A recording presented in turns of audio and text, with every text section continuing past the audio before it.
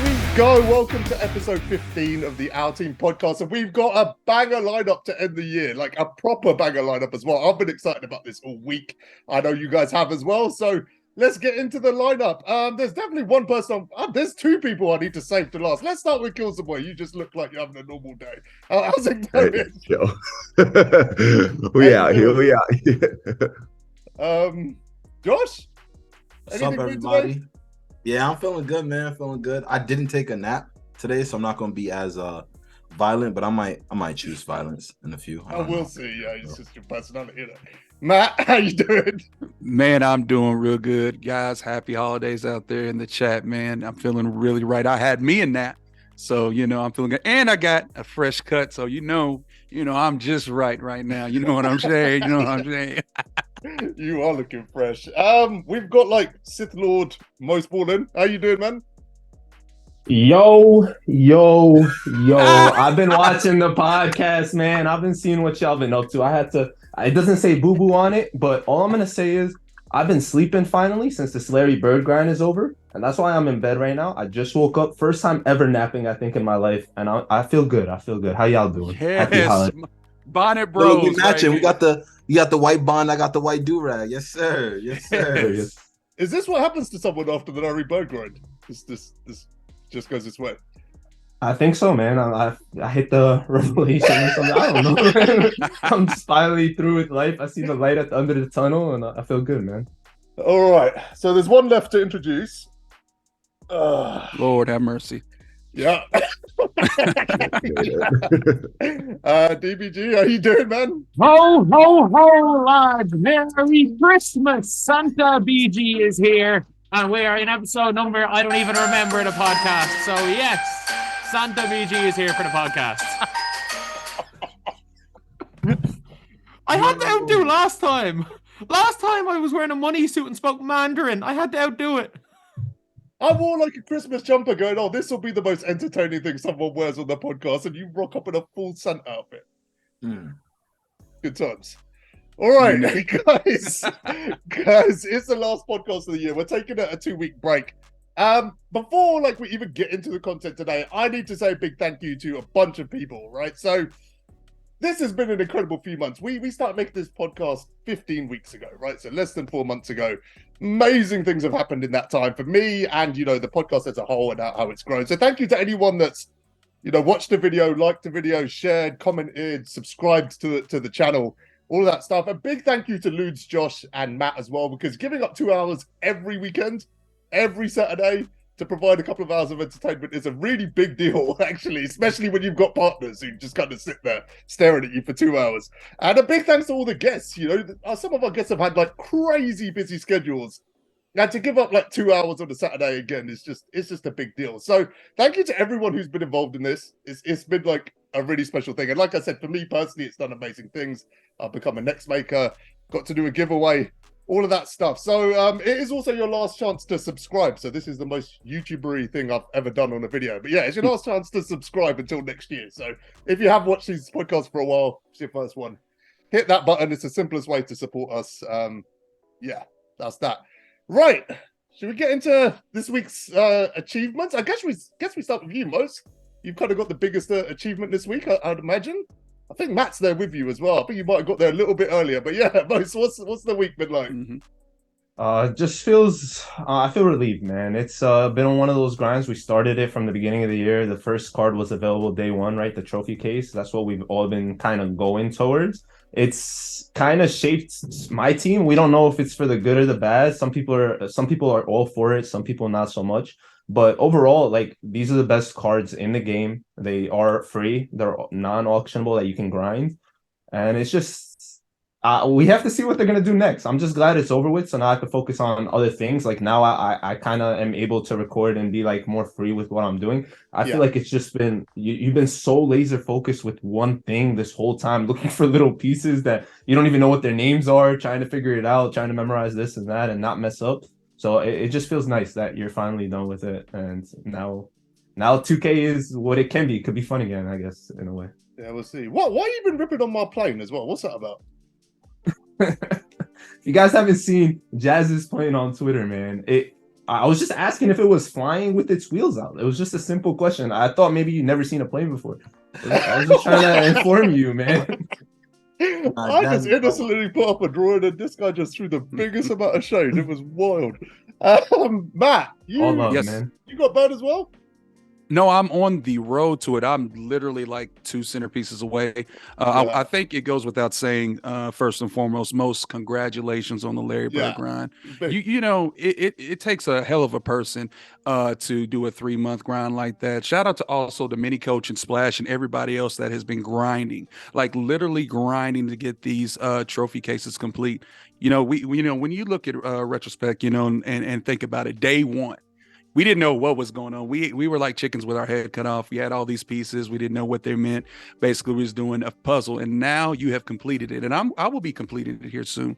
And again, you make a great point. We don't know what's to come here next. We might have a trophy case 2.0, and if that is the case, Do not suggest hold that. up. Do I'm not gonna- suggest that. DBG, I know I'm about to get you started. Hey, hold on, Grinch.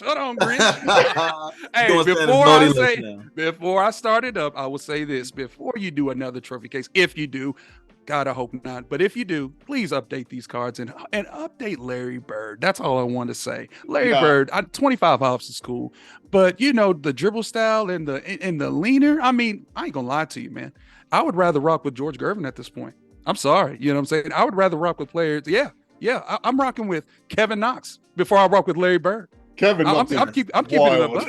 I'm That's keeping it a buck right now. I would show you my lineup right now. Of course, I have That's pretty much every card crazy. because I'm a You said collector. Kevin And y'all Knox. might think I'm crazy, but update Larry Bird. Update it. I mean, I'm loving the fact that we're getting great rewards, and I'm going to go into that later and all that good stuff. But like I said, I'm only 2 centerpieces away from Larry Bird, and honestly, I'm going to have more fun with Tim Duncan. And of course, I already have Dr. J. I'm hooping with Dr. J. I'm hooping with him, and it's fun. Yeah. Those right and 80, of course. That's the grind for me. So yeah. All right. Like, when do you think you'll get him? But I can get him today if I wanted to. If I wanted to, you know. Will I be playing with them? No. Will I do some type of gameplay? Of course. You know, I'll probably throw a few clips out there. You know what I'm saying? But I'll have Larry Bird, and I'm going to be honest with you. From seeing all the gameplays, he's just not exciting for me. I'm not trying to down 2K or anything like that, but it is what it is. Update Larry Bird for the Moses in the world and for the Splashes of the world. You know what I'm saying? that's a hell of a grind, man. That's our grand prize, guys. A guy that is just basic. Let's just keep it a buck. He's Basic You bird. guys- Yeah, he's really not that good, honestly. Like I'd rather not use him just because people are gonna try hard 10 times more seeing him in my lineup, and I'm not even that good with him. Like I have to be open to hit, otherwise I'm just like getting sweated for no reason. And shout out Mojo, thank you so much for all the love and all that. Shout out to Splash, like you said, Mini Coach and Nirmani. And Nirmani's one of the top 3 too, so I gotta give him some love too. But they all pushed me, otherwise I think I would have gave up too. Like if it wasn't for everyone watching our content and pushing us to do this, we do it for you guys at the end of the day, so we can see these cards. And 2K definitely needs to update that card. You would have got him an hour earlier if you didn't go to a party, right? Like, yeah, I think you told me you're even just more, at a man. party by yourself. I was about to leave, man. I was just sitting there waiting for people to show up to the surprise party. I was the only one there, and I was literally thinking of going home to get this card that they dropped on a Wednesday at an old days. I was like, it has to be Thursday or Friday, guaranteed in my head. 2K so random though. So it is what it Your is. story is different too, most because the adversity that you came from through this trophy. I mean, we've been following. I know I have, and for you to have a little bit of a gaffe and then come back strong. You know what I'm saying? And finish the way you did. I mean, it goes without saying. I mean, big dubs in the chat for most, man. So you were first no money spent as well, right? I think, or that we know of. Yeah, I believe so. I believe so. Like you said, man, what doesn't kill you makes you stronger. All that good stuff. So yeah, I'm glad we pushed through. 2K also made it a lot easier over the last little bit. So we were just stressing over nothing at the beginning, I guess. I mean, the beginning was stressful. Big time, For sure. Big time. The whole thing was stressful. The whole thing was stressful. Facts, DBG. It is. This is true. That's why I went on centerpiece strike. I still haven't got a centerpiece since they took my centerpiece. I mean, that's still on you, bro. Centerpieces. Oh, it's 100% on me, but I'm on strike. Like, it's harder to play this game and not have a centerpiece than it is to get Larry Bird at this stage. And I've Being on accomplished strike no for 2 months centerpieces on for the 2 game seasons. that you rely on for content is wild. I have every moment's card. I have all the Tuesday takeovers pretty much. I've done everything and made sure that I never got a centerpiece. I mean, so what have you done this week? Avoiding centerpieces. That's a good question. I got Michael Cooper, my best 2 guard. I got Thurl, who's better than all the trophy case cards. Thurl's nice. Did I remembering this correctly? You spent 500k on Chris Paul. Yeah. Lock in for Billy Cunningham. No, 600k. Well, that's worse. You thought that was a good idea? I'm playing with Billy right now. He's a slug. His shot is a slug. It's no, slow. Gameplays don't get views anymore, so there's no point in putting out like a Galaxy Opal Shaq gameplay, which isn't going to get views. But if I put out a video being like, I have just made the worst decision of my life, I spent 750k on a scrub Billy Cunningham, that'll get more views than any Pink Diamond or Galaxy Opal gameplay right now. I'll get more views than a Larry Bird gameplay. Just they're being down bad. They're like misery. That's what the people want to see you suffer. That's why. Yeah, they hate me. Of course, they're going to want to see me suffer. They hate me. Unbelievable. Exactly. He makes a point. Plus, he's DB Grinch, KillaJosh. You know. DB Grinch. Did you change your background? Did you just change your background? He just did. Yeah. Pull up the green screen, change the background. I mean, it's festive. Yeah, nice. All right, cool. Wait, Jazz. I like that jumper you got on, man. That's a nice Christmas Finally, jumper. someone pointed it out. I was going to say something. I did a whole promo with this like jumper. Wait. Since we showing off merch, look, I got this from Ty. I won his giveaway. Chicken Man, yes sir. Ty, you only pointed that my jumper just to show yours. For sure. I was gonna wear ugly sweater, but I decided against it. What I want to know though is, hold on. What you say? What you say? I used to. I heard you. Let me back up. Killzamoi, how many centerpieces you got, man? Bro, my grind's tough too. I can't lie. Like literally, at the start, I was just like, I ain't doing this at all. I just couldn't be bothered grinding all the modes. But the only ones I do are unlimited and then some of the challenges. So I only got my second opal yesterday. So hey, I respect the grind. All of you guys that have got even one dark matter, I'm just like, bro, like I don't know, it's tough. So 2 opals for your boy. But which ones? Derrick Rose is my favorite card. So hey, it's that's the one. Which opals did you go for? I've got AD and Clyde, so I'm going for Tim Duncan. So we'll see how we go. I don't think it's going to take me too long to game now because they're just throwing them out like left, right, and center, but quite literally center. But then we'll see how we go. I don't know. It's such a big grind. I just hate the fact that I have to do so much clutch time offline, triple threat offline. So I'm with you, DBG. I'm just like, you don't have to. You can just give it all up, and in life becomes so much easier when you give it all up. Life doesn't look easy right now for you. But you know the accessibility. Jazz, the accessibility and they've really made it easier for even DB Grinch to get centerpieces now because they implemented the lock-ins, which I think is a huge dub. Now, honestly, I want to segue this real quick. I think the lock-in is such a dub, and also the one with the hop edge is amazing. But you can literally get 2 centerpieces now for locking in the East and West ornament balls. That's amazing. I'm loving it. That's the best thing I've seen. You know what I'm saying? So you don't have to grind. You know what I'm saying? Killzamoi, those long grinds and triple thread, limited, blase. You don't have to do that. Now you can just go in and if you wanted to snipe for those ornament balls. Yeah, I saw it yesterday and I was just like, I'm getting on this instantly. Like it was such a dub. And I pulled most of the balls in my pack opening. So I was like, hey, all I have to spend is like 50k to get 2 centerpieces. I was more than down for that. And also you got like 3 picks. So I reckon that's one of the best things they've released. Yeah. I was super happy with it too. The 3 picks is I saw the center. I said, what? I was behooved. I was bamboozled. I said 3 picks, because normally we've been getting, just a couple or 1 at that, you know what I'm saying? So that is a major dub, man. And also sometimes they take away, like if it's the same pack, they take away one of those picks that you've already got. So I was thinking maybe they'll do that, but not, hey, 2 centerpieces for both the collections, or 1 each. Pretty good. Yeah, I think we're going to see a lot more of that over the rest of the season as well. I think they're just going to continue to fire these pieces out absolutely everywhere. Josh? Yeah. Have you done anything this week? I've just been doing the free grind for that opal, the like the zero gravity type grind. I just daily looking. Yeah, I just been posting, every day consistently. It's another week. down in the books. Jazz can't say nothing about Josh being.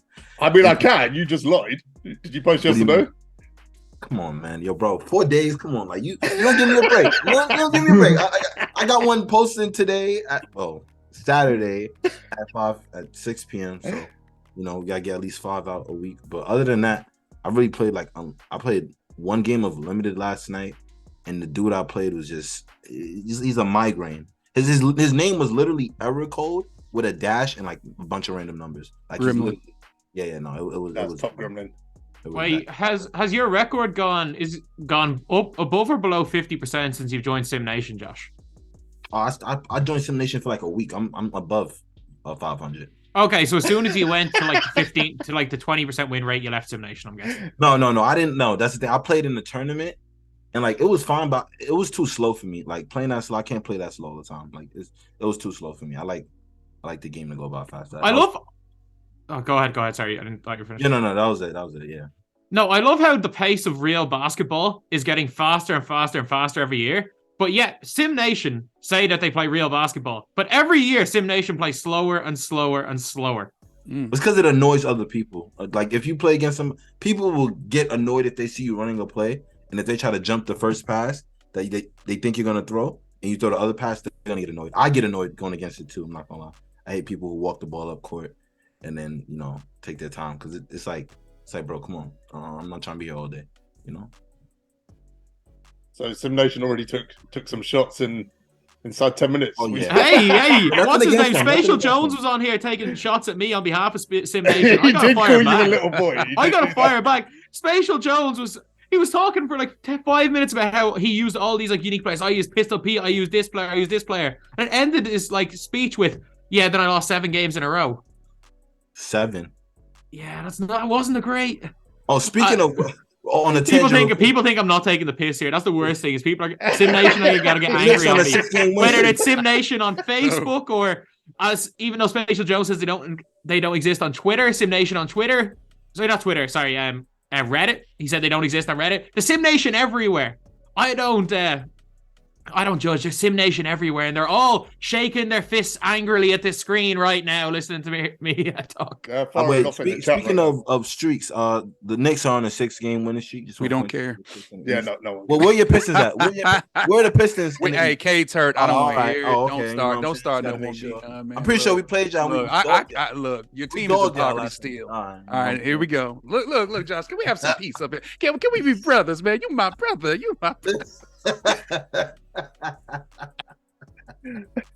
All right, I'll talk about my week.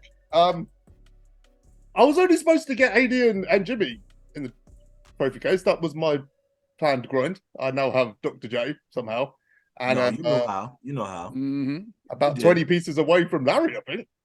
Wow, like grinding. Well, not really, to be honest. Like you just been coasting. I'm sorry. I'm probably still. I mean, some of those pieces are still centerpieces. I'm probably still like a week or 2 away, even if I got my head down. But I'm way closer than I ever intended to be to Larry Bird. So that's kind of happening organically. Jazz, yeah. I know so many pieces available, and I really do want to get Dr. J, but I just can't bring myself to do what is necessary. I just can't bring myself to do it. He's worth it, bro. He really is. I mean, Jazz, who's your favorite player out of the trophy cases right now? Yeah, Dr. J. Dr. J or AD, I think. Yeah. Oh, you like Dr. J?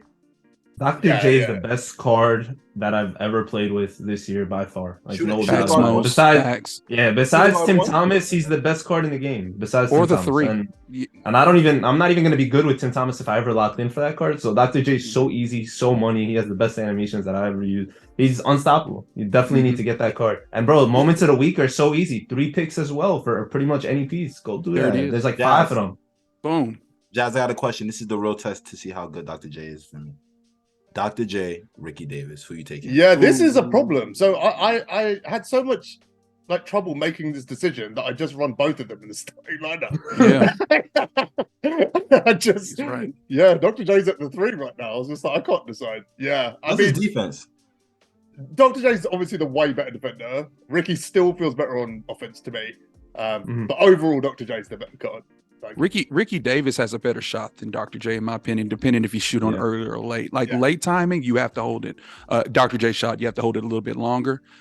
Ricky Davis, you can shoot on very early, very late. He can shoot on any speed, and he's money. That's how good Ricky Davis is. I reckon. So I've completed TTO.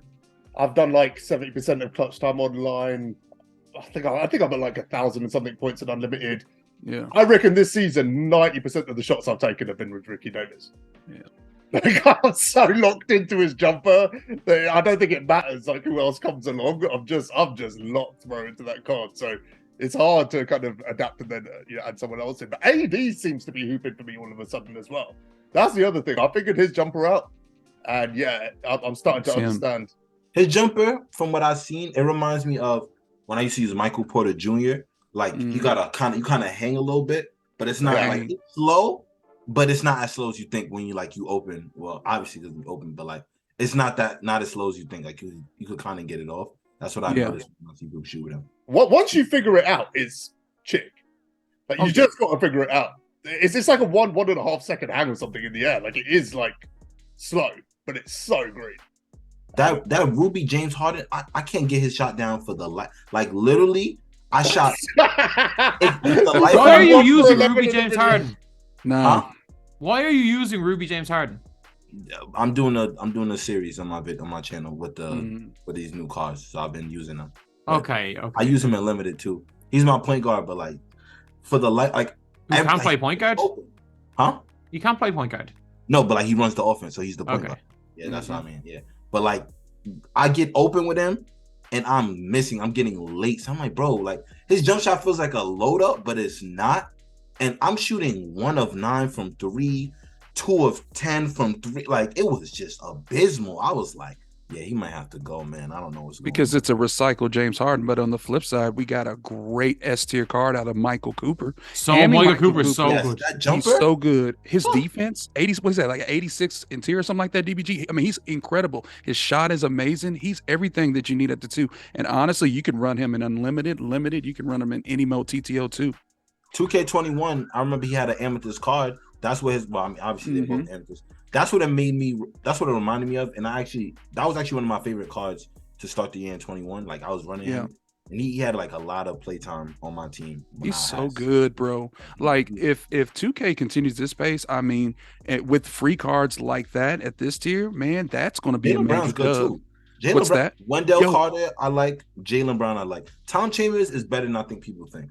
He's all right. He's all right, but I put Wendell Carter over him. Yeah, his defense, his animations is decent. Yeah. But man, I'm really loving the pace with these reward cards, and I'll be honest with you, whatever's to come, I don't know. Apparently, we're getting pink diamonds. DBG, I know you've spoken on it before, and I think I was watching your video about it. Man, if we get some OP, well, at least maybe half of the pink diamonds be OP. But if we get these pink diamonds, they're great free cards, and as a collector, I need that in my life. I'm trying to get to what is it, 4,000? I need that in my life right now. I take any card at this point. So it's really a dub by 2K with all these free cards. I think we're on pace to get some good cards. Like with the announcement of the Beyond Level 40 card, I think we're definitely on pace, man. We're definitely on pace. Kemp looks. I know he's gonna be amazing. Me personally, maybe I don't know. I ain't gonna call myself spoiled or anything like that. But I really wish he was at the 3-4. But hey, at the 4-5, he's still gonna be unbelievable. His diamond still runs. Did y'all see? So many people use his diamond. It's insane. Did y'all see this coming? Like Sean Kemp being. I swear we was gonna get D-Lo. I thought they was gonna troll us and give us D-Lo. I'm like, damn, there's no hope. Hold on. Let me do it for Splash real quick. Hold on. He was certain. Oh man, has anyone got Trey? I got him this week. Yeah, I got Trey. The XP is available. Obviously, it's all over the place. I just used him to do the spotlights. His shot he looks like he can play. Honestly, he doesn't look that bad. I've seen somebody run him in unlimited. Is he? Yeah, I'm gonna try him in unlimited for fun. I'm gonna try him. Yeah, my game. Everybody said that my gameplay was bad because it was me, and fair enough. Ty's gameplay was worse than my gameplay. Ty had him on cold ring within 35 seconds of the game starting. Yeah. No, that's that new takeover, bro. That's that holiday takeover. It's ice season. I'm just Tell him I'm not gonna lie. I played one game with him, TTO, and I cooked, man. Like, it's what it is. It was, yeah, he's okay. I mean, he's not usable in any sort of competitive setting, but if you just want to have fun with the card, he's fun. fine. If you just want to lose to anyone with 2 thumbs, he's fine. He's a collector card, guys. That's I think what park players will have fun with it. I think a park player can have fun with that card. I don't know, man. His No. shot is Yeah, big. his SIGs are fun to use, man. Yeah. Like, his It SIGs is. are fun to use. I just Like don't know. you got to really run like if you want to at least have just the slightest chance, you got to run a super giant lineup behind that. You got to run Grant Hill at the 2. You got to put Giannis at the 3. You got to put Lauri Markkinen at the 4, and then whoever at the 5. So a big center. Well, we know, sorry, DBG, we know that a lot of people in Park use the Trae Young SIGs. Trae Young SIGs in Park is OP. But when you have Trae Young on quick, which it doesn't feel like quick, let's be honest. It feels like it's on basic or normal. The shot's baited, okay? You might have to put that on very quick to even be serviceable. DBG, what was you going to say, my man? I'm sorry to cut you off. No, I thought we were finished with the Trae Young. I'll say something after. Keep going. Yeah, I'm over it. Okay, just one thing. In case we just go the next hour and a half without mentioning it, that I really want to get out of this. So, Killzamoi, the Doja Cat video. Explain. Yeah, this is this is a big throwback, but I actually love that you brought this up. So it is my biggest flex, and I may have ran with a little bit of a meme after it. If you saw my tweets with apparently me DMing her and her DMing me not replying, might have been fake. You know, that's fine. But about the video, I went to a concert in 2019, and your boy was front row, bit of a stan, and then she goes like, who wants to come up on stage? And she picked me along with 4 other girls, and I was just up there. It was the most awkward thing of my life. I loved it. But the reason it was awkward was because what am I meant to do on stage as Doja Cat is playing Moo with me? Like, all these girls are, you know, twerking and stuff. I'm not down to do that. I wasn't going to. You gotta get behind them. Put the arms. Well, yeah, I wanted to look like I was having fun, but I didn't want to look like, oh yeah, I'm just awkward. So I was sort of in the middle, just going, what do I do? What do I do? But yeah, you know, she got a hug. Best day of my life. Best day of your life is yeah. Dreams do come true, ladies and gentlemen. They absolutely. That sounds like you said 4. Those 4 girls up there with you. Well, 5 including her. So yeah. Yeah. Hey, Killzamoi, here you go, bro. I think you dropped this, man. Hold on, here you go, bro. This belongs. This belongs to you, man. All this. Yeah. I'll take that real quick. Take it. There you go. That's more like. Let's go. This is getting all the flowers. Thanks, DBG. I love that you brought that up. We're all talking about 2K, and then DBG just goes, I need to know one thing. One thing on this Santa. He knows everything. He's Santa. He knows everything. That's I mean, great. last week point, we were actually. talking about, like, what were we talking about? Cheese tacos? Tanaka. The ET. The Pepsi and the dipping chicken fingers in Pepsi, y'all. You guys are making my stomach hurt all over again. That's blasphemy, man. He doubled I'm down and sorry. uploaded a picture of him doing it. You see this? Yes. Yeah, I seen it. He said he went on a date, and that was the last date they went on after he did that. No, I don't blame her. I don't blame you, sister. A lot of times when you speak to Evan, you forget that he's like 17 years old. You think he's a lot older, and then he comes out with something like that, and you're like, okay, yeah, he's 17. I didn't know that until best. last week he was 17. Yeah, I just found that out. I WT mean, though. doing that at 17 even is just wild. Should we talk about this week's content? Yes. The cards? Let's do it. We got Shaq, we got Thurl, Bello, Grant Hill, Markkinen. Who's your standout? Whoa. Let's not skip the Evos first. My man Tyson Chandler, the Knicks legend, he got himself an Evo that allows him to shoot the 3 ball. Yes, John sir. Collins is nice too. We can talk about that. It's a Knicks No, world. see, there you go with the Knicks. See, listen, It's a Knicks world with just look, come on now, sit down for a second. Let me tell you something. Man. Yeah, Tyson's good. All right, but we ain't worried about the Knicks up here. Let's talk about Zen. All right, so first and foremost, I'll say this.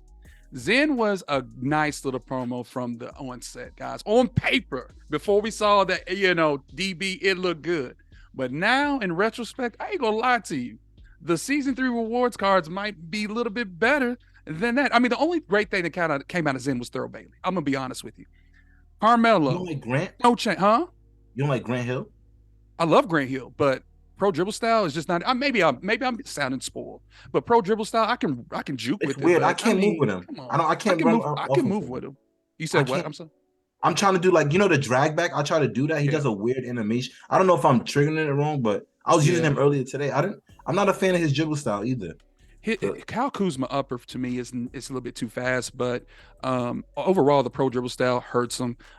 They did give him quick first step off and clamp breaker, but other than that, man, Shaq is great. He can't shoot, which is cool. It's on par to what we see. He fits the meta if you want to mash. Sorry? One Shaq. Amateur Shaq can't even hold bully. Yeah. That is crazy. Yeah, that right there. That right there. But otherwise, man, in my opinion, the best card that came out of here is Diamond Thurl Bailey and Laurie. Guys, what about a 7 foot small forward, man? That's what I want. He's terrible. I think that's what? Poku's way better at literally everything. Yeah, but here's the point I'm trying to make is, I mean, look, we're transitioning to a different era right now. Yeah. We got taller players playing the three. Yeah. What's happening with that? I mean, what do we say about that, guys? I mean, look at Thurl at the three. Yeah. Yeah. That is something we need to talk about. We are already at a point where we've got 7 foot small forward. 7 foot center. Yeah. And it's not Thon Maker this time. That's even another. It's not Thon Maker this time. It's Laurie marketing.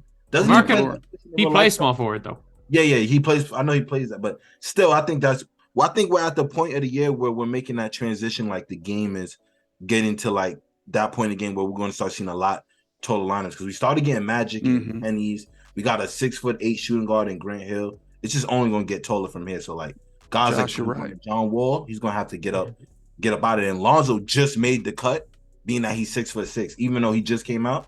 We're definitely getting to that point. And I need PG1. It's too early. I need to see more point guards hold anchor, bro, because I'm definitely noticing a difference when I try to get stops in the paint of my point guard. Like let's say I'm on the drive, I can't get the stop because I don't have anchor. So a lot of things change. Defense matters, bro. And I'm going to tell you right now, for a card like Carmelo Anthony, which if you really wanted Carmelo, just run the diamond. Because a guy like him that doesn't hold menace or glove and only maxes at silver challenger, clamps, and interceptor is egregious to me. I know it's, still season 3, whatnot, but give him a little something more than that, than what he got. Defense really matters. Yeah, sure, he might get those fluky stops, KillaJosh or whatnot, man. But I mean, come on, man. I think they kind of hold him. Because he's not a Nick Mello, that's why. That's what it is. The Nuggets. Shut up, bro. Nick Mello's really good. I love Josh, man. But listen, let me tell you something right now. I was kind of like, what am I seeing right here?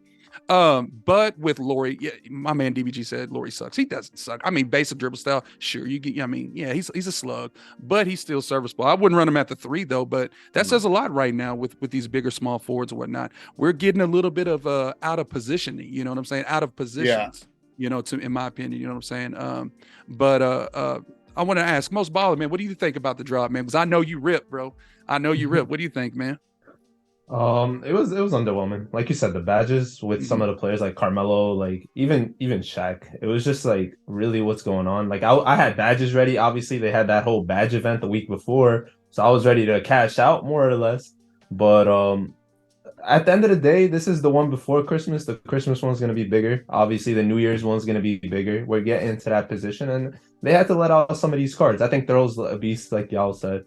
So we're getting there. We're getting there. But now that you guys are talking about these out of position stuff, we're probably going to get that soon. So why is the level 40 Trae Young? Why do we have an undersized point guard again? They want to get him out of here, earlier. He didn't have to be level 40 though. Yeah, he didn't have to be level 40 at all. Guys, do you think level 40 just ended as like a key motivator in the game? Beyond level 40, I think is real level 40. Yeah, I think that's what's just happened.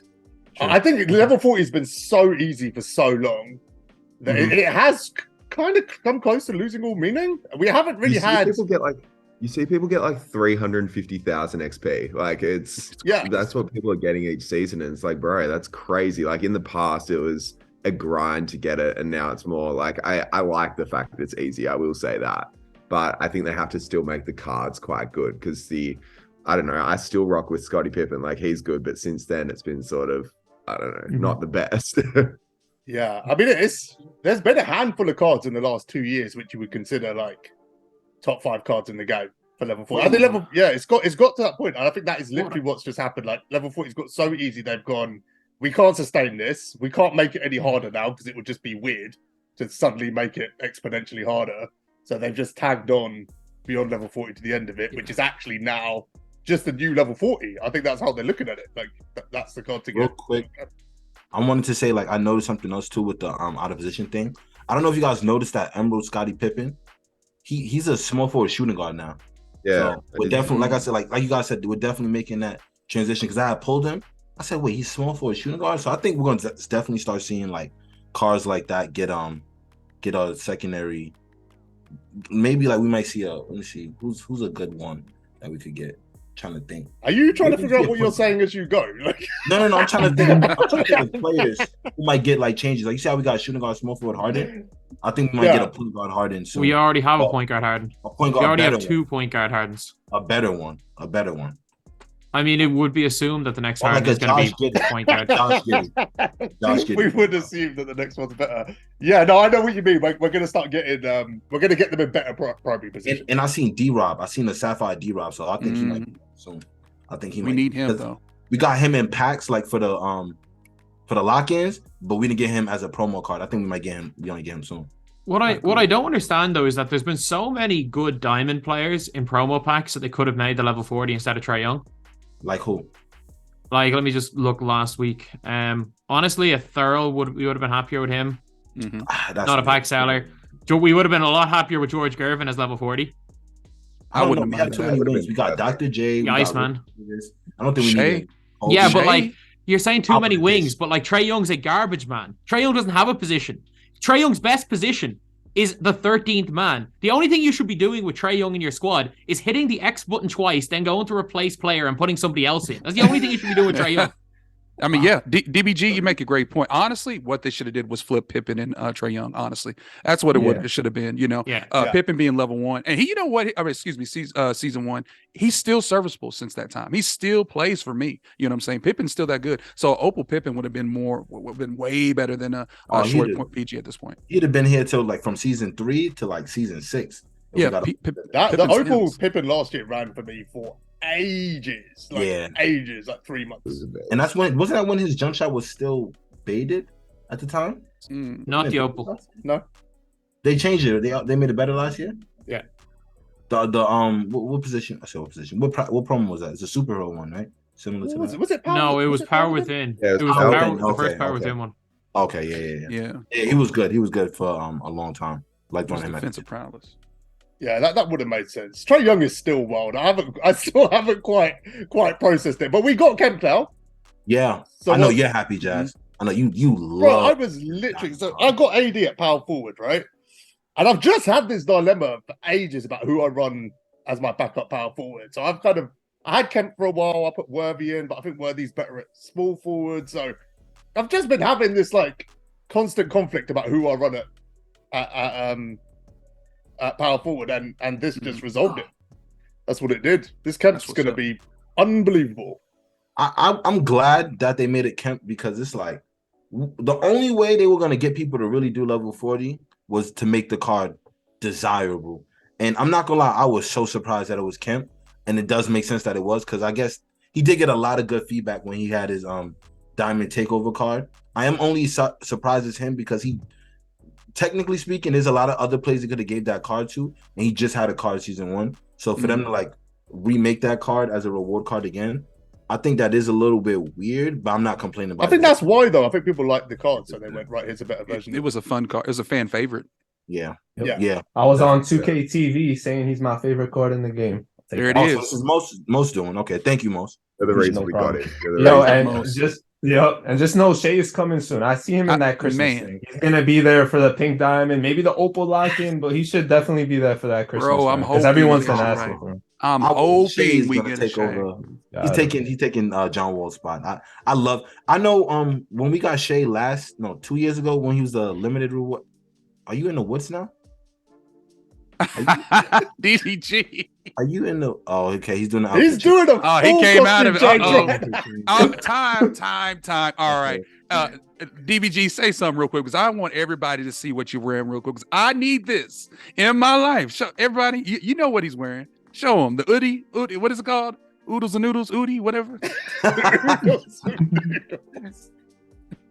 He's muted right now. Yeah, he's gone full. So yeah, I have been. I've spent the first 45 minutes swallowing stuff from the fake beard. So yes, I'm now in the woods. Now in the woods. Okay. I'm I'm now very evil. festive scene to I'm one now of the evil. most dark scenes. Yeah, now it's just. He's like in a horror movie. Bruh. Did anyone see? I'm assuming you all saw the promo video, right? Did Yeah. DBG not give you like Blair Witch vibes? Blair Witch. I'm sorry that we live in an energy crisis and views are down, so I have to turn the lights off. The only thing I can light my house with is computer screens. I'm sorry. How cold is it over there right now where you're sitting? I want to know. It's not as bad today, but 2 nights ago was -7 degrees Celsius with a feel of -12. God. Sounds cozy. With no heating, and I'll see what that is in Fahrenheit. It sounds very cozy. Yeah, it's rough. It's been snowing here for like a week. Yeah. I wish it cold snowed over in here. New York. God. I wish it snowed like that in New York. I like to be cold. My summer right now. They can so keep I'm that. living it I up. sleep there. Facts.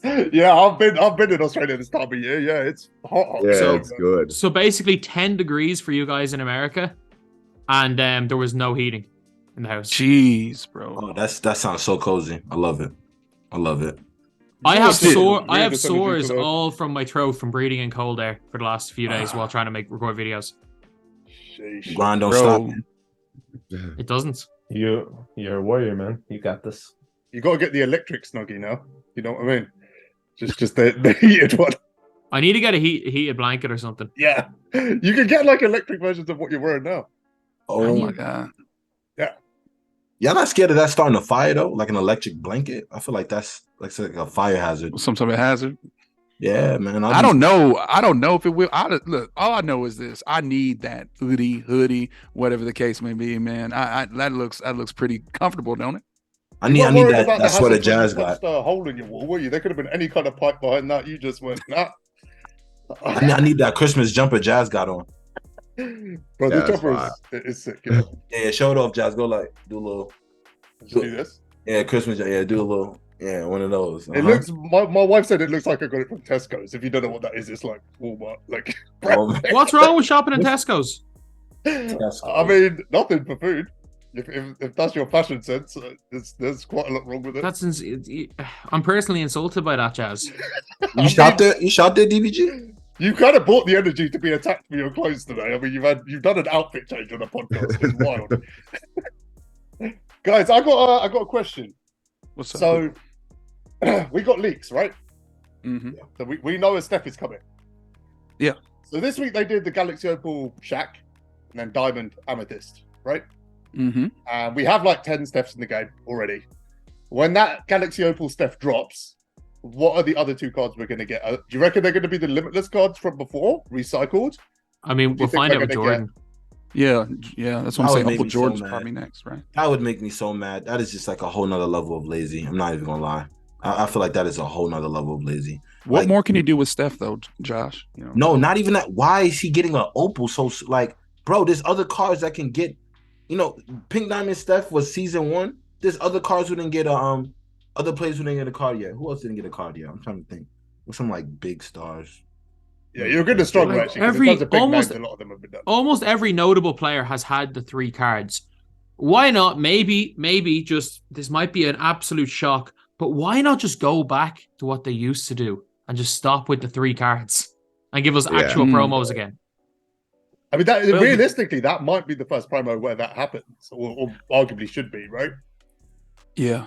I We- think. we- I'm sorry, DBG. I want to say something about what you just said, though. I also think, DBG, that this could be the turning point in my team where the headliners are not just headliners. I mean, maybe later on it will become the case where the names will pop, but maybe this is time for the no money spent crowd. You know what I'm saying? And the budget ballers are, and all of them, they're rising. And I think this right now, the lower tier cards such as Diamonds and the Amis and whatnot would probably be the better cards than the headliners. That's my point. Damn. I'll say this. I think he might be more like PG. That's what I was thinking because it's Christmas time. Whatever, they'll drop like the $50 version of him as an opal Ooh, or something, that's a good and shout. then we'll Yeah, have I didn't think another about that. headliner. Why not? Because it's like limited edition or whatever, or something for the holiday season, something for New Year's, something for that. That wouldn't be bad. And yeah, that wouldn't be bad. I'd rather prefer that because in that way, Curry's a player. I guess. I mean, I don't want to say he sells packs, but I think he does because I'm selling my house for that. Steph He Curry. does sell packs. Curry, Curry, man. You really want? You're gonna use Curry Yep. with these big guard? Curry. I don't mind Curry. Pink I Diamond just Curry get still annoyed. runs. I would Ja- get annoyed on defense of somebody posting me up 4 quarters of the game and going at. That's gonna annoy me. and not make me Josh, happy. Hey, that's you have to think it's Christmas news. Who was on the pack last year between Curry and LeBron when the two opals came out? It was Curry. Yeah. Curry is the most popular NBA player in the world, and it's not like there's not even close. Like if you go to the Philippines, these guys are obsessed with Curry. You go to China, they're obsessed with Curry. You go to anywhere, little kids all obsessed with Curry. Curry is the biggest draw in the NBA. There's a reason why Curry's a headliner. He is the most popular basketball player in the world, and by a significant amount. Maybe not in America, as well. but anywhere else. If he gets anything over like a 75 interior, I mean, I ran that Limitless card, the Amethyst, for like the best part of 2 months. Like that card can cook. Like it has a space. Like Curry is the one card that should be in your lineup. I think whether it's I agree. Your starting point guard, your backup point guard, or on the end of the bench. If you need 20 points in this game, that card will go and get you them like at any point. So yeah. I might be right though, because I've been focused on defense a lot this year, but then after it's like I want to say probably the beginning of the season, it started to hurt me to where like it's cool I could get stops, but like on offense, what can I do? It's like my offense most times would come from my defense, and it's like if I can't stop the dude, I'm in trouble because now I can't go get my own bucket. So maybe you guys are right. Maybe having a Curry is nice, but like I just always worry about going against somebody who's just gonna post me up every time. Like I hate it. I hate the Yeah. Curry, when I'm looking at his attributes right now, he has 6 interior for the Pink Diamond Limitless, which I have used still occasionally. And if they give him Jazz, like you said, a high interior, 75, 80, maybe 85, he's going to be OP. And just imagine Steph Curry on quick. That's going to be a crazy. His shot's already OP. Yeah. He's gonna do that. He's gonna do that animation a lot more now. That Hold on. animation. Yeah, I hate seeing it. Do you think they're going to start changing releases right now?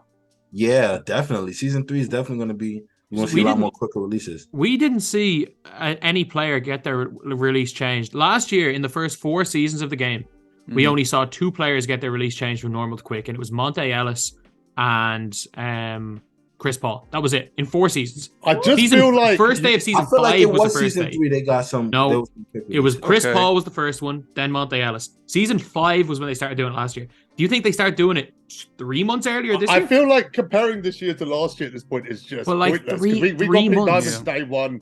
We've got Tim Thomas in the game already. Yeah. Like we're just so far ahead of where we were. I don't know. Maybe I'm thinking that. Oh, we're not. To be fair, though, we do have Pokashevsky was released on quick. Invincible's coming in February at this rate, to be honest. Yeah, that's actually that's the next kind of topic. Like, what are we doing with the pacing here? What is the pacing of NBA 2K23? That's a great question. We had 96 pink diamonds on the first day, and up until 2 weeks ago, we were still getting 95 pink diamonds as. Yeah, but they were screwing. I don't think it's bad pacing though. I don't think the pacing is bad because of how much pink diamonds was available at day 1, like how many different pink diamonds was available. I don't think the pacing is bad. I just think the pacing will really just will be based off of the timing of releases and like certain animations at this point. I think that's where the pacing comes in. We're already getting gassed cards with SIGs and releases in. We got Tim Thomas. Like Tim Thomas, the equivalent of that card didn't come out in NBA 2K22 until like Richard Jeff or until Michael Jordan. No. Didn't we get Kazi? Kazi was before that, Cedric right? Maxwell, right? No, wasn't Kazi Russell before that? Wasn't he the first one? Sorry, Kazi Russell at the start of season 5. None of those cards are also 6'10", by the way. So Yeah, you could argue we didn't get this card until April, May. If long for a 6'10" player, to get the God tier SIGs was probably nearly endgame territory. Yeah. Let's be fair though. Tim Thomas doesn't look 16. He looks every bit of 6'3", 6'4". So I post him up with Steph. No, because I be putting I put Paul George on him, even though Paul George is like 6'9". He just looks small next to other guys. So I'll put like a 6'6" guy on him. He doesn't look that tall to me. No, he doesn't look like he's 6'10". No. Right. Doesn't. Like his playability doesn't look like it. Guys, should we talk about what happens next? To who? Try to pay attention. What happens next? Oh, what happens next? Oh, Yeah. I want to hear from Killzamoi most. You guys let us know. What Killzamoi, you go first. What do you reckon is coming after this? Trophy case is done? Holiday I don't events about to be done? Yeah, it's a great question. I feel like, well, the number one thing I want to see coming up more is more fun locker codes. Like in the past, we got locker codes all the time. And personally, your boy strayed from that. Like I was making TikToks, I was making tweets, and those were the days where like locker codes were popping off. Nowadays, we just get like the same thing each time. It's just recycled locker codes. You know that you're getting like potentially a pack if you watch the NBA. You know that you're maybe getting some tokens at one point, but you never see those like big release locker codes. So I hope 2K bring that back. And also, I don't know about trophy cases. Like I'm very much like a bit confused about it. The one thing that I think you guys have talked about on Twitter and stuff I've seen is that they are releasing a lot of like centerpieces and trophy case things this season. They look like they're just trying to get it done, right? Like yeah, exactly. But it's like, are they doing that for maybe the future too? You don't know. Like we don't really know. So I think it's interesting. I think it's very interesting. I personally hope that they stop doing the 3 cards per pack, like of the headline players, just because I think it takes away a bit of the hype of getting the top tier one. Because in the past, you know, you'd see that top tier one and you'd be like, that's what I want. So yeah, I don't know. That's sort of my thoughts, but locker codes are my number one thing. I'm like, please just make good. You've reminded me of something that we need to address, by the way. The last thing I said on the last podcast was 2K, please give us giveaways for the next makers. And oh yeah, 100%. They did it this week, which is crazy.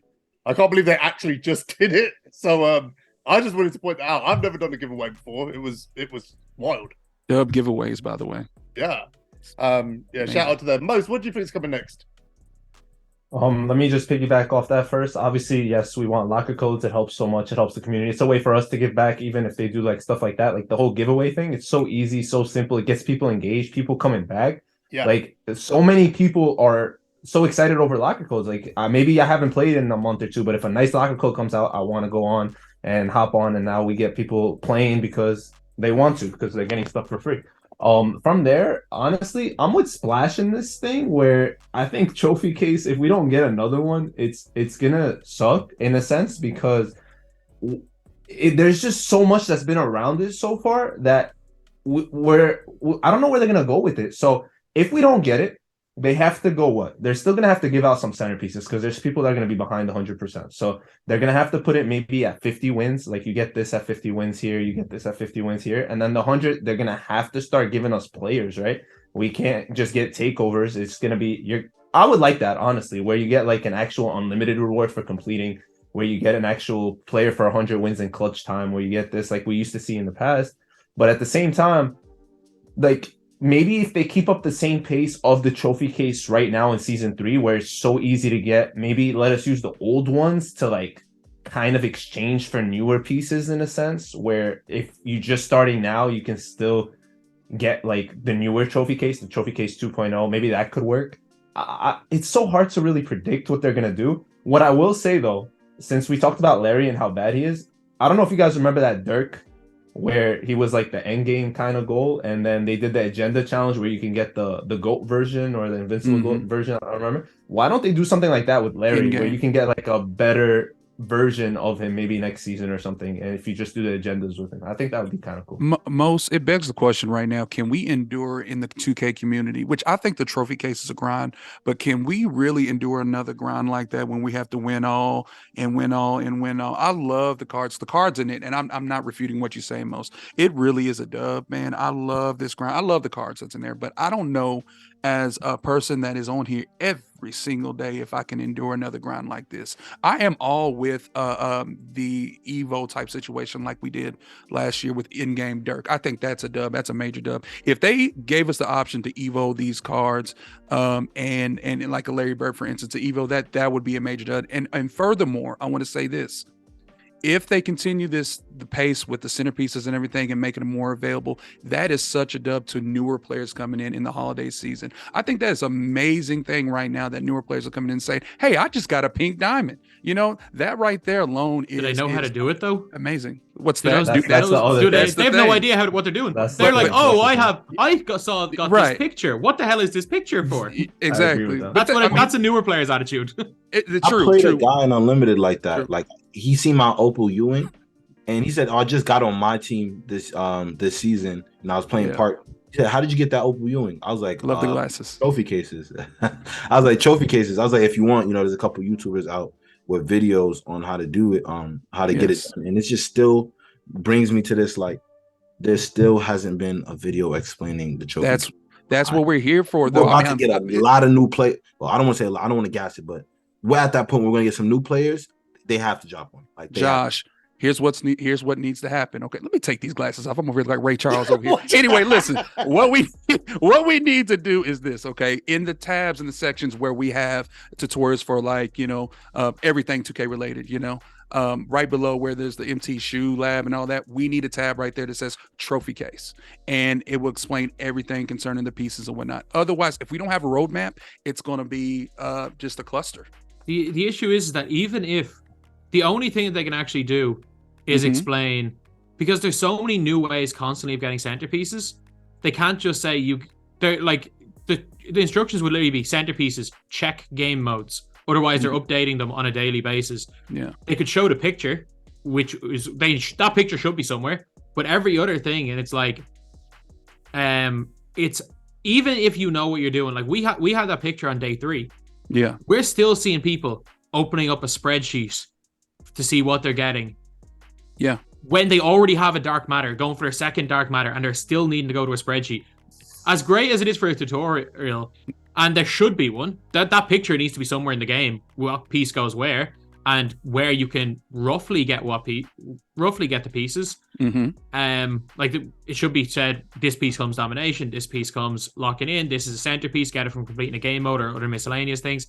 But the rest of them, the only instruction they can give are check game mode.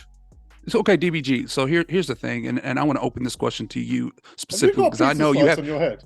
Yeah. I didn't think nobody noticed. Yeah, let me put these back. You didn't think we'd notice? DBG, let me ask you this then, okay? And this is between. I want to know you. I want to know honestly. You are one of the biggest critics concerning the trophy case. What holds you back from getting these centerpieces? Honestly, that's a what's great your question. biggest? So the me not getting the centerpieces has nothing to do with me disliking the trophy. Well, it doesn't really have much to do with me disliking trophies. I'm not getting centerpieces for the meme at this stage. Like, obviously, I planned the whole thing to the very end. My plan was that I get the centerpiece at the very, very last minute, and it would be this big video. But it was even funnier when I didn't get the centerpiece, and then I could play off the meme that I'm going on centerpiece strike. Like, that's the reason. I just don't care. I couldn't care less. I do all the other content. I engage with everything else, and I have fun doing that. I just didn't enjoy just mindlessly grinding for things. Do you not feel that, like, not engaging in this at all is, like, a bit of a barrier to your kind of experience? Not really. I've used all the cards. There's no trophy case card that would make my team right now. Not even Dr. J? I'm not going to get Dr. J. That's the thing. Like, other than Dr. J. Wait. Did I hear that? There's no trophy case card. No, but, like, there's no reasonable trophy case card. Like, there's no one that I can reasonably get. What about Anthony Davis? Would you use him? Yeah. Jimmy wouldn't make my team. Anthony Davis, maybe. Wait, he wouldn't make it. I use George Gervin is your starting shooting guard. He's not making that. No, team. I rep Ricky Davis as my starting shooting guard. And who's your starting small forward? Thurl, I think. And he's not making that team. No. Okay. Not even off the bench. Oh, not the way I play. Wait. Tell me your starting lineup. I just want to know your starting lineup. Starting lineup is Evo, Sean Livingston, Ricky Davis. Yeah, he's out of here. Yeah, Sean Livingston's out of here. For what trophy case player? Bro, for literally anybody else, bro. You just said is out of there. For who? Dr. J. I'm running Gilbert over him. I'm not gonna lie. You're running Gilbert over him. You don't know the way I play this game. You post running Westbrook over him. Send back cuts. I don't send back cuts. I just How does that work for you? How does posting up work for you? gives me a 90% win rate despite playing the game 10% Bro, I know what you don't play have it. a I have a higher win rate. I have a higher win percentage than you who play the game 10% I know you the don't have time a you do. 90% win percent. What is your record? And unlimited this season, zilch and zilch. So my record with my actual team is like 37-1 this year. I don't It's like 37-1 this year. I don't believe you. I gotta see screenshots, man. I gotta see screenshots. I just find it hard to believe that you That wouldn't you play a posting up and worthy you or something winning like 90%. I find that very hard to believe. that. No way. Where's my hat at? Give my hat back. There's no way. No way. I'm calling the bluff. No way you're 90% posting up every. I beat you doing that. I'll beat you on delay doing that. Here we go. That server must be bad. Do you have Xbox? Do you have Is the Xbox, limit Josh? server that bad? People posting up and winning. Josh, 90%? you better stop chatting and stop ducking and respond to the challenge. What he said? Do you have Xbox? I have a PlayStation. Okay, get a team on Xbox and I'll play you on your host and beat you. Oh, I love it. I'm gonna make some calls. Who gonna let me borrow Matt? Can I borrow your account if I get an Xbox? DBG, you can borrow my PlayStation account. Oh, you don't have my badge. I got 3 guys, million though. MT. Just buy you one. It's fine. Okay. Sean Okay, Livingston's not gonna okay. change my life. Oh yeah, content. I love this. We doing what? We doing best of 3? Fair, because you're not going to take me on my host. That's Oh, not man. happening. Oh man, I love This it. I needs love to it. happen. Content. But no, here? I play Bernard King because he gets the elbow to the face animations. Did you say you'll beat him on his host? Is that what you said? Me? Yeah. Yeah, I've told Ty I'll beat him on his host. Have you ever heard me say I'll will lose go a game 7 in of 2K? 7 from 3 with Patrick Ewing, bro. 7 is of crazy. 7 from 3 with I couldn't Patrick. care less. You have to. Who do you play at point guard? Who I play a point guard? Lonzo. Yeah, Lonzo's getting drop stepped, elbow in the No, face he's by not. my You bully think, you guys. think Lonzo's going 1-on-1 in the paint? No, we're sending Patrick down there. I'm yeah, sick and of then I'm this, gonna y'all. kick the ball to Porzingis and he's gonna green. And Porzingis Listen, is not doing that because guess what? We rotating with Giannis over there. And then I pass to another. Then I pass to And no, we Detlef, gonna keep and rotating Detlef until it's- greens. Keep there's the no- peace. Keep the peace. no- Let it ride. Happy holidays, everybody. Yo, possible. wrap up Guys, the You can't send the episode. double without leaving somebody open. Yo, let's start You're this not getting no wager. Come on. threes. Right, You're Mo. gonna do the whole shot. Did you Shot not clock see? violation Did you not every see when I time. nearly beat Ty that time? I don't. Did you not see I'm when I not beat tied. Ty through the I'm post? chicken man. I'm not tied people. You bought his merch. You bought the guy's merch. I didn't buy it. I won this in the giveaway. Shout out to my man Ty. Yes, sir. Josh, let's hold it for a second because I'm gonna tell you right now, I'm gonna be on defense. Because No, DB that's Grinch over here obviously has a hate towards New York ballers, but that's beside the point. The But, point is right now. the Oh, no, point is but, right like- now. Listen, DBG. Well, regardless if you played him or not, none of that Yeah. matters, man. It's all about my team and who you like to play with at the end of the day. But let me say this: the guys that you mentioned, I just find it hard to believe you not using Worthy or 80 and whatnot and not enjoying them. You would enjoy it, man, if you went for the Well, centerpiece. yeah, That's my point. Oh no, I'm not even like my big problem with the trophy case, and I've said it to Jazz. Like me not engaging with it is just for the meme at this stage. But my actual problem with the trophy case is that by giving us 10 Hall of Fame badge cards on day one, it has simultaneously made it so that pack content has to be pretty much better, so that people open packs. And then all that has meant is that every one of the small grinds and other grinds is now just completely not engaged with. So things like Diamond Moments cards that we got multiple, that Embiid card, if we had gotten that any other year, would have been one of the most hyped things ever. It was hyped a tiny bit because everyone has their trophy case cards. These like daily cards, even Zero Gravity was more hyped when we were getting golds. And even Michael Cooper in any other year would have been hyped to the moon. The problem is that everyone has trophy case cards, and it's very hard to make a Michael Cooper better than every trophy case card. So my issue is that because of the trophy case and people engaging with the trophy case, to engage fully with the trophy case means that every bit of your time on the game pretty much is solely for the process of engaging with the trophy case. Which means that every other bit of content that 2K are putting out, whether that be budget cards, whether that be, and I don't mean, whether that be budget cards, whether that be moments grinds, whether that be the Tuesday takeovers, whether that be a lot of this other stuff, there's actually no point engaging with anything else put into the game because of the trophy case. I think the trophy case is taking up so much time and the cards are so much better than any other grindable content that we're not seeing anyone engage with any other grindable content because of the trophy case. And that's what I'm doing. I'm not saying screw the trophy case, because if I want to engage properly with that, I'm going all in. But instead, I can get every moments card. I can get every single Tuesday takeover card. I can use a lot of these budget cards. I can use a variety of cards. I have more fun with the game, just constantly doing that. So okay, Mosballin, and I want to ask him this, but Mosballin and DBG, I want to say this, with the trophy case grind for me. All right, I just got AD and Dr. J, and I want to be able to enjoy them. And I get it; these long grinds are tiring. I prefer any grind. I don't mind. I'm hella money spent, and I still enjoy the grind. That's just me. But at the end of the day, I do agree with you, DBG. I want to enjoy these cards. Mosballin, like, have you been able to enjoy your cards, man, since you finished up the Larry Bird grind, or are you just like, where you at with it, man? I mean, he's literally in bed on the podcast. Like, Yeah, I mean, but he's not. I do agree with everything DBG says. I want to state that I do be defending the trophy case grind because it is the best free content we've ever gotten. But at the end of the day, it has changed the game so much, and I don't know if it was for the better or not at all. I really do not. I think I do enjoy the other grinds, the shorter grinds. We could have had way more hype over some takeovers and stuff like that. I do agree with you on that, DBG. But with all that said, even if me personally, I have the MT to buy whatever cards I want. I do genuinely enjoy these trophy case cards. My team right now, I run Russell Westbrook, I run Gilbert Arenas, I run honestly Jimmy Butler. Since I had him since so early, I got him season 1, he was the card I got then. I don't run him anymore. He's played 500 games, whatever. I don't really run him at all, to be honest. But I still use Worthy. I use AD because those are guys. I went West later. Dr. J is so good. I can't state it enough. He's probably one of my favorite cards I've ever used in any MyTeam, and I've been playing MyTeam forever. So that's how good that card is.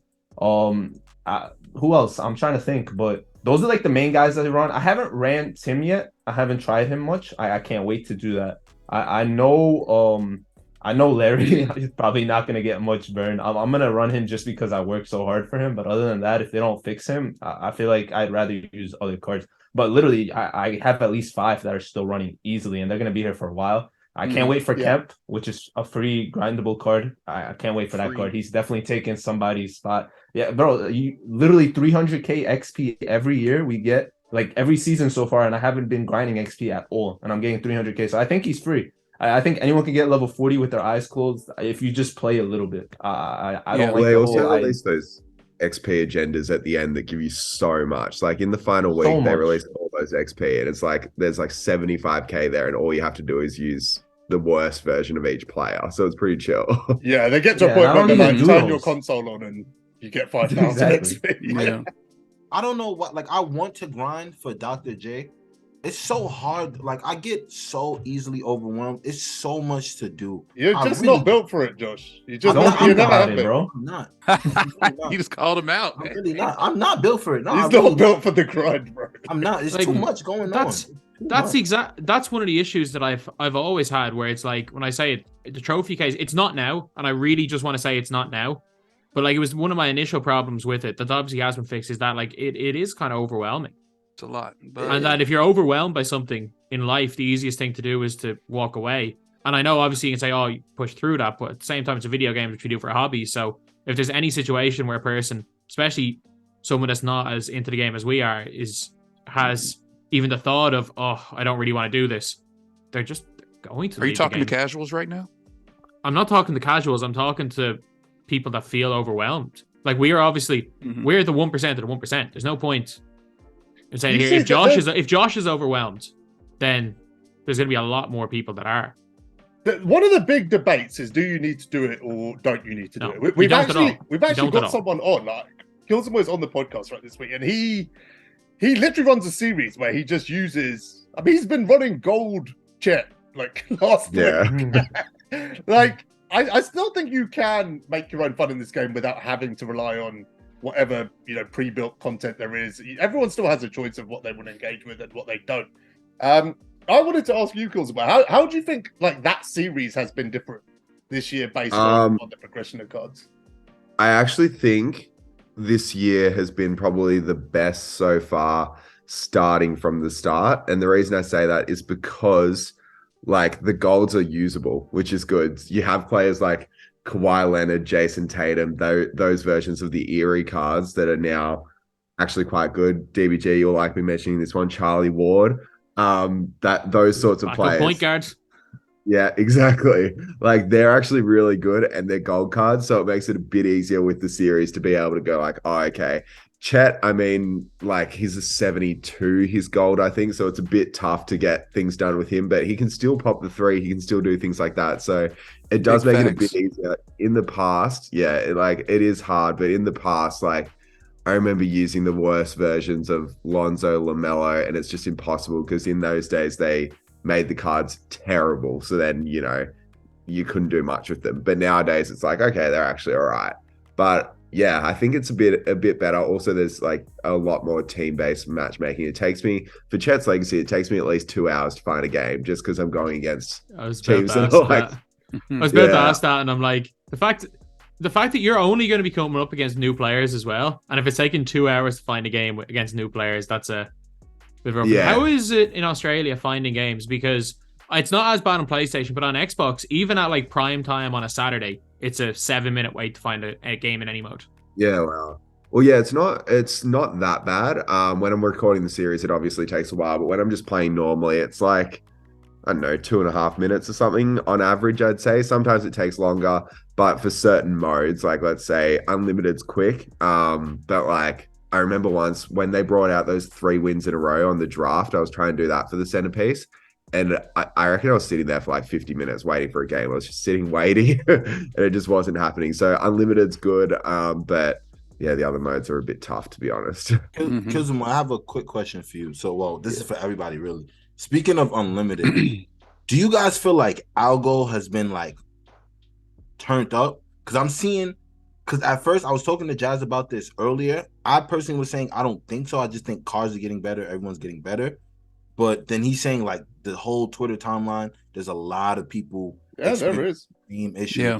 And like for me, like I said, to me, I feel like the amount of algo that everyone's noticing, I feel like for me specifically, it's been the same level. Like it just seems like regular algo to me. It's like, what do you guys think? Because like I could just be oblivious to it, or it might be different for everyone else. What do you guys think? Yeah, for me, I'd say it's like I haven't really noticed. I've just noticed that because I went on my trip to away for like 2.5 weeks, and I've come back and I've sucked at the video game. Like I'm so bad, but I don't know, maybe that has something to do with it. I'll blame that on the excuse, but I don't know. I haven't fully noticed. I do see people talking about it though, to be honest. I mean, just to be clear, obviously we've had people like, TJ spoken about this, Fit spoken about it, Meat just spoken about it. So some good players. Like we're not talking about, Yeah, exactly. little Timmies. Well, we're talking about people who had 90%. What do you have against little Timmy? Little Timmy. Shout out to Timmy's. Shout out. We're talking about people who had like, have 250k aspirations, that are saying they've gone from 90% win ratios to, 50% this season. That things feel a little bit more challenging. Like, yeah, I would love to hear people's opinion on this. Well, yeah, in season 1, I was one of those. I had a 93%, and now I've got like a 60%. So I don't know. Wow. It's a bit of a change. Is that with gold check though, or is that with?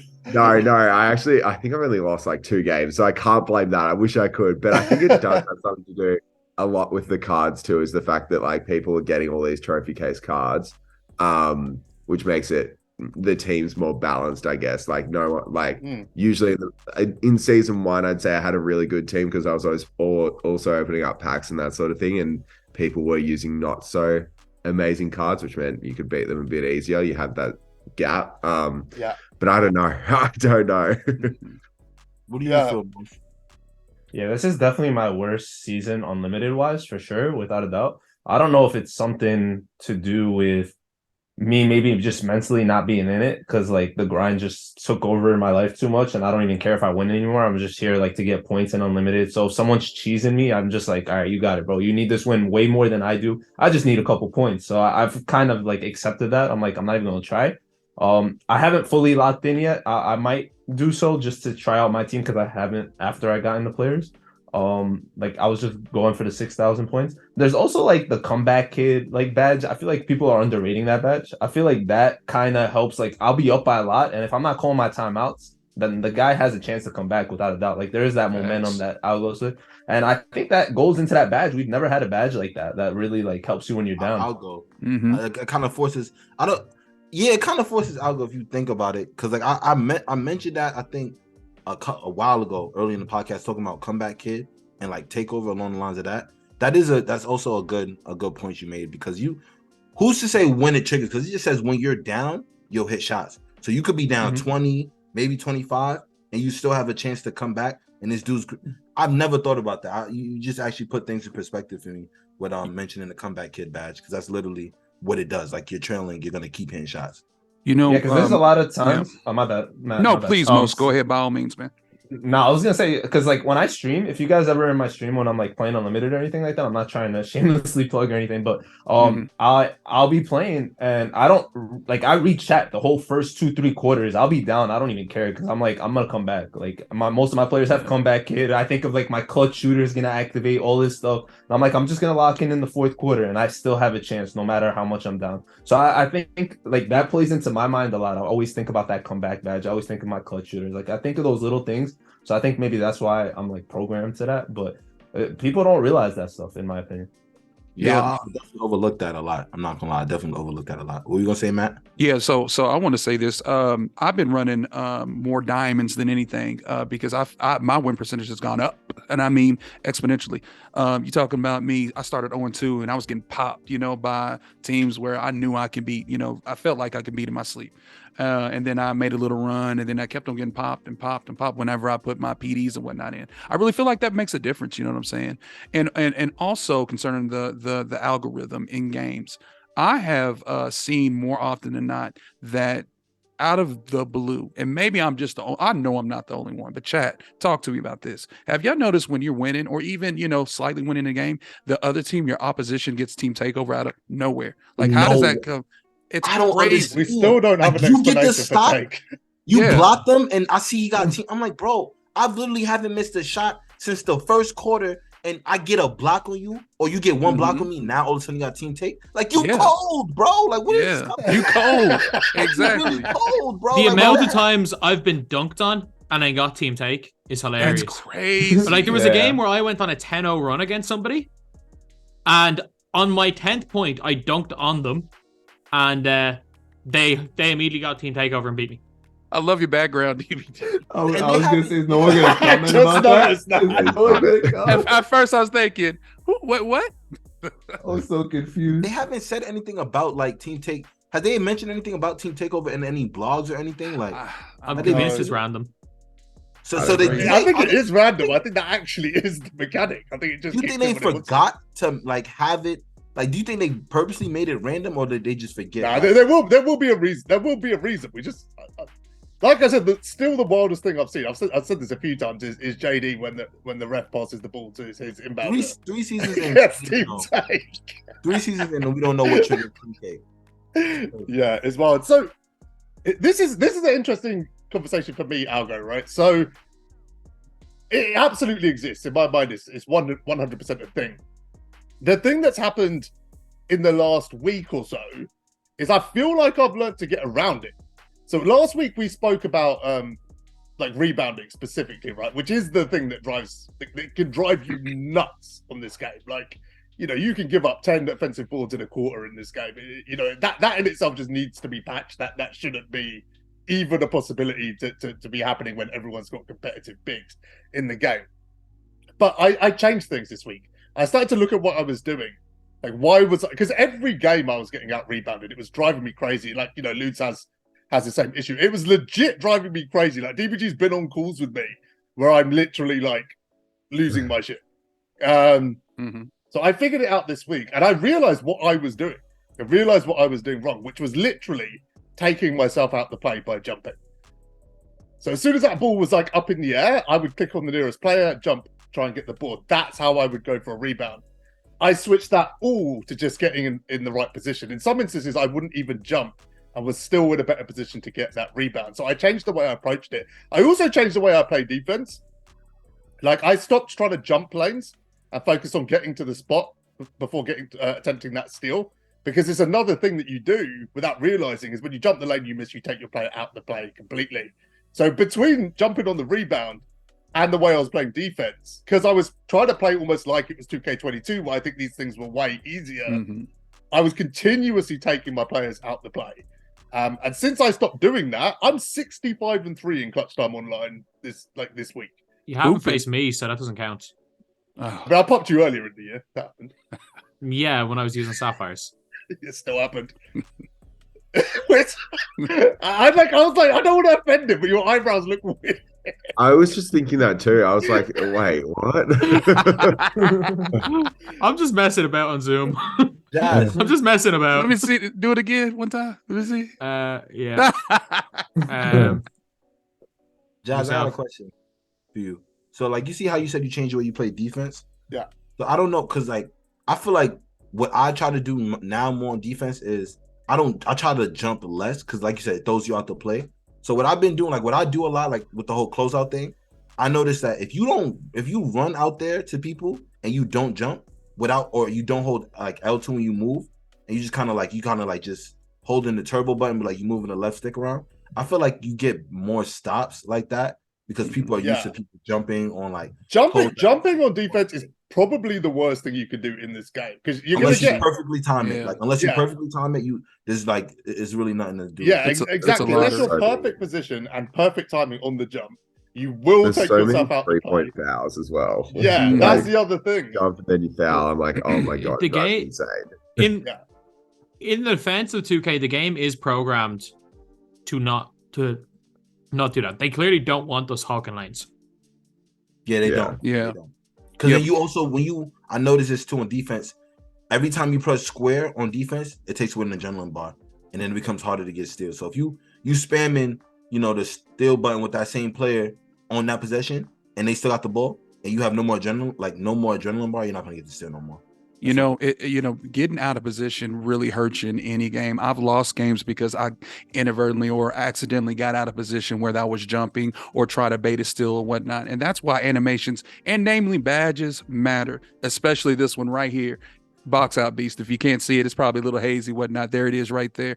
Badges matter, unlike somebody that mentions that they're placebos. No, no name. I don't up think in badges here, are but, placebo. I think Hall of Fame badges are placebo. I think bronze to Hoff means basically the same thing on everybody. You need Hoff box out beast. You need box out beast period for all your players. I mean, but Rudy Gobert I'm had Hoff messing box with out beast, and he was getting out you. rebounded Rudy by point guards. sucks, though, man. He was getting out Select rebounded all day that, one man. by point Rudy guards. Gobert from season 1. No, but I mean, season- on day one, he was getting out rebounded by point guards. Oh, I think like Matt I said to just Lou, checked out. like I said to Nah. Lou, you look like the Nah. type of person who doesn't box out. Like, you know what I'm saying? Like I said to Lou, you like the type of person who doesn't box out. Oh, you Oh, look- here we If go. only you ever watched me play basketball. here we go. If only that's the one thing that I don't think anyone would ever accuse me of not doing on the court. You don't box out. I am the dirtiest player you will ever see. I'm a 6'1". Boxing out- I'm a boxing out and being 6'1" dirty isn't post the player. same thing. I will run through guys with my shoulder to box them out for rebounds. That's a foul. That's a yeah, but I'm 6'1". They're not gonna call it. That's crazy. I'm gonna go like I'm gonna do one of the LeBrons. You know what I'm saying? I'm It's Europe. You're not gonna get a call for flopping.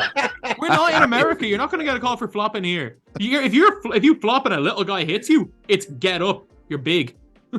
Now I'm 5'8" and you 6'1", so if you run into me, they're gonna call that foul every time. Oh, I don't need a box out. I don't need to box you out. Oh no, Just you grab do. the ball. Stop right there. Stop. You do. Both of you are You don't hobbled. box You out. both had the same injury in the last If year. you It's gonna don't be worse. box out, I'm grabbing that every time. One hand too. We need And an I'm looking- IRL game and we need a 2K game between you guys. Yeah. Here we go. Set it up. Look, I got the knee brace. We good. We good to go. We need to. Green light. You know what I'm saying? We good to go, man. We can do this. We need to do so- that next year around the time of Community Day, whether it be like a day after or the day of. Like I obviously, wanna play jazz, too. it's only going to be the guys that are linked that are going to be invited. But the I rest wanna should play just go to the same area, and we should all just meet up and do something. I'll bring a portable. Get a hoop court from ready. us. I'll bring a portable. I'm gonna roll in a portable hoop. I'm gonna hook it up outside. the Oh, store. like I'll be in the general area next year. Yeah. You guys don't know what I have planned to wear around, but I'll be in the general area. You'll see in August. Jazz, you coming? You gonna play me 1-on-1? I'm hoping I'll get invited. I mean, he's the next maker. He'll be there. Jazz, you gonna play me 1-on-1? Uh, I'm gonna dunk on you. sure. Yeah, I'll dunk on you. I've got a really low center of gravity. That's my strength. I'll see how that works out for me. Oh, crazy. Actually, Killzamoi, I need to challenge you to a drink off though. Next Uh-oh. at Yeah. Community Day. I'm gonna badly lose because of the medication I'm on, but I'll still try. I can vouch hard. I can vouch. I could beat both of y'all. I will try. I'll try until my leg swells up. I've heard big things. I've heard big things. I'll have to say. I wish I could drink like that now. I'll drink circles around both of you. Guarantee. Oh wow! really got the challenge. You're betting against an Irish man and an Australian man. That's a not good thing to do. I'm 22. I mean, you necked a couple of seltzers. I'm 22 as well. Oh, okay, so then Killzamoi I might have my work cut out for me then. Yes, I didn't sleep in 2 days. This is literally like he drank a few seltzers, playing a drinking game with himself. I go to get a beer at the venue. I come back. And he's literally asleep in his chair, bro, like an old man. I was almost asleep before I started drinking. There's 75,000 people to keep him awake, and this guy still fell asleep. I had to watch freaking, was it Shayna Baszler against Liv Morgan? I thought it was one of those boring matches of the night. Of course I was going to fall asleep through that. The funniest thing is when I woke you up and you had no idea where you were. There was like genuine panic on your face. I didn't know I'd fallen asleep. Yeah, I mean that was evident. Yeah, you were down bad. Cool. 2K stuff. Is there anything left? Should we talk about takeover cards? Yeah, I mean, Rex Chapman. I like that. Was he in the game last year? Rex Chapman or no? Yeah, he was there. I think he was a Ruby, wasn't he? I'm thinking about Idols Rex. 21. No, I'm wrong. I think 21. He had a pretty his Ruby in 21 was awesome. No, he was last year. He was in the Christmas set last year. He was an Amethyst. Amethyst. I think, but 21 was better. His 21 card was definitely better. Rex is nice. Heard too much about the Rex Chapman card, but from when I looked, and saw the card, he looked pretty good. What happened? What you mean? What? That was a little bird. That was a baby bird. Bird. Everyone who was listening to that just got that in their ear. Can we just talk about the elephant in the room? Why is the reward? We thought it was too much on week 1. We were in week 17. Yeah. Why has every Friday takeover card been 135 wins? It's crazy. But in 2K's defense, I will say this. RNG has been more prevalent. Man, listen, I've seen a lot more people getting the card, just grinding. So that's a dub, you know what I'm saying? Can I just ask a straight question, right? We're all content creators on 2K. I think only one of us has done a Friday grind, which I think is most, right? Most you've done. You did them all, didn't you, for a bit? I did all of them season 1. Season 2, I did as much as I could. My internet was out for a while, so I missed 2 by accident. Not my fault. And I've been doing them, definitely been doing them. Honestly, it's tough. It's not worth it. Nah, I mean, I just wanted to do it to show how stupid it is at some point. Did you do Elgin Baylor on the first day it came out? Yes, I did. So did you shook bricks for 10 hours? Nah, I mean, at first, yes, and then I went into freestyle, and then I actually took him into unlimited, and I went 4 for 4 first game. No, but I mean to get the guy because you needed 1,000 rebounds.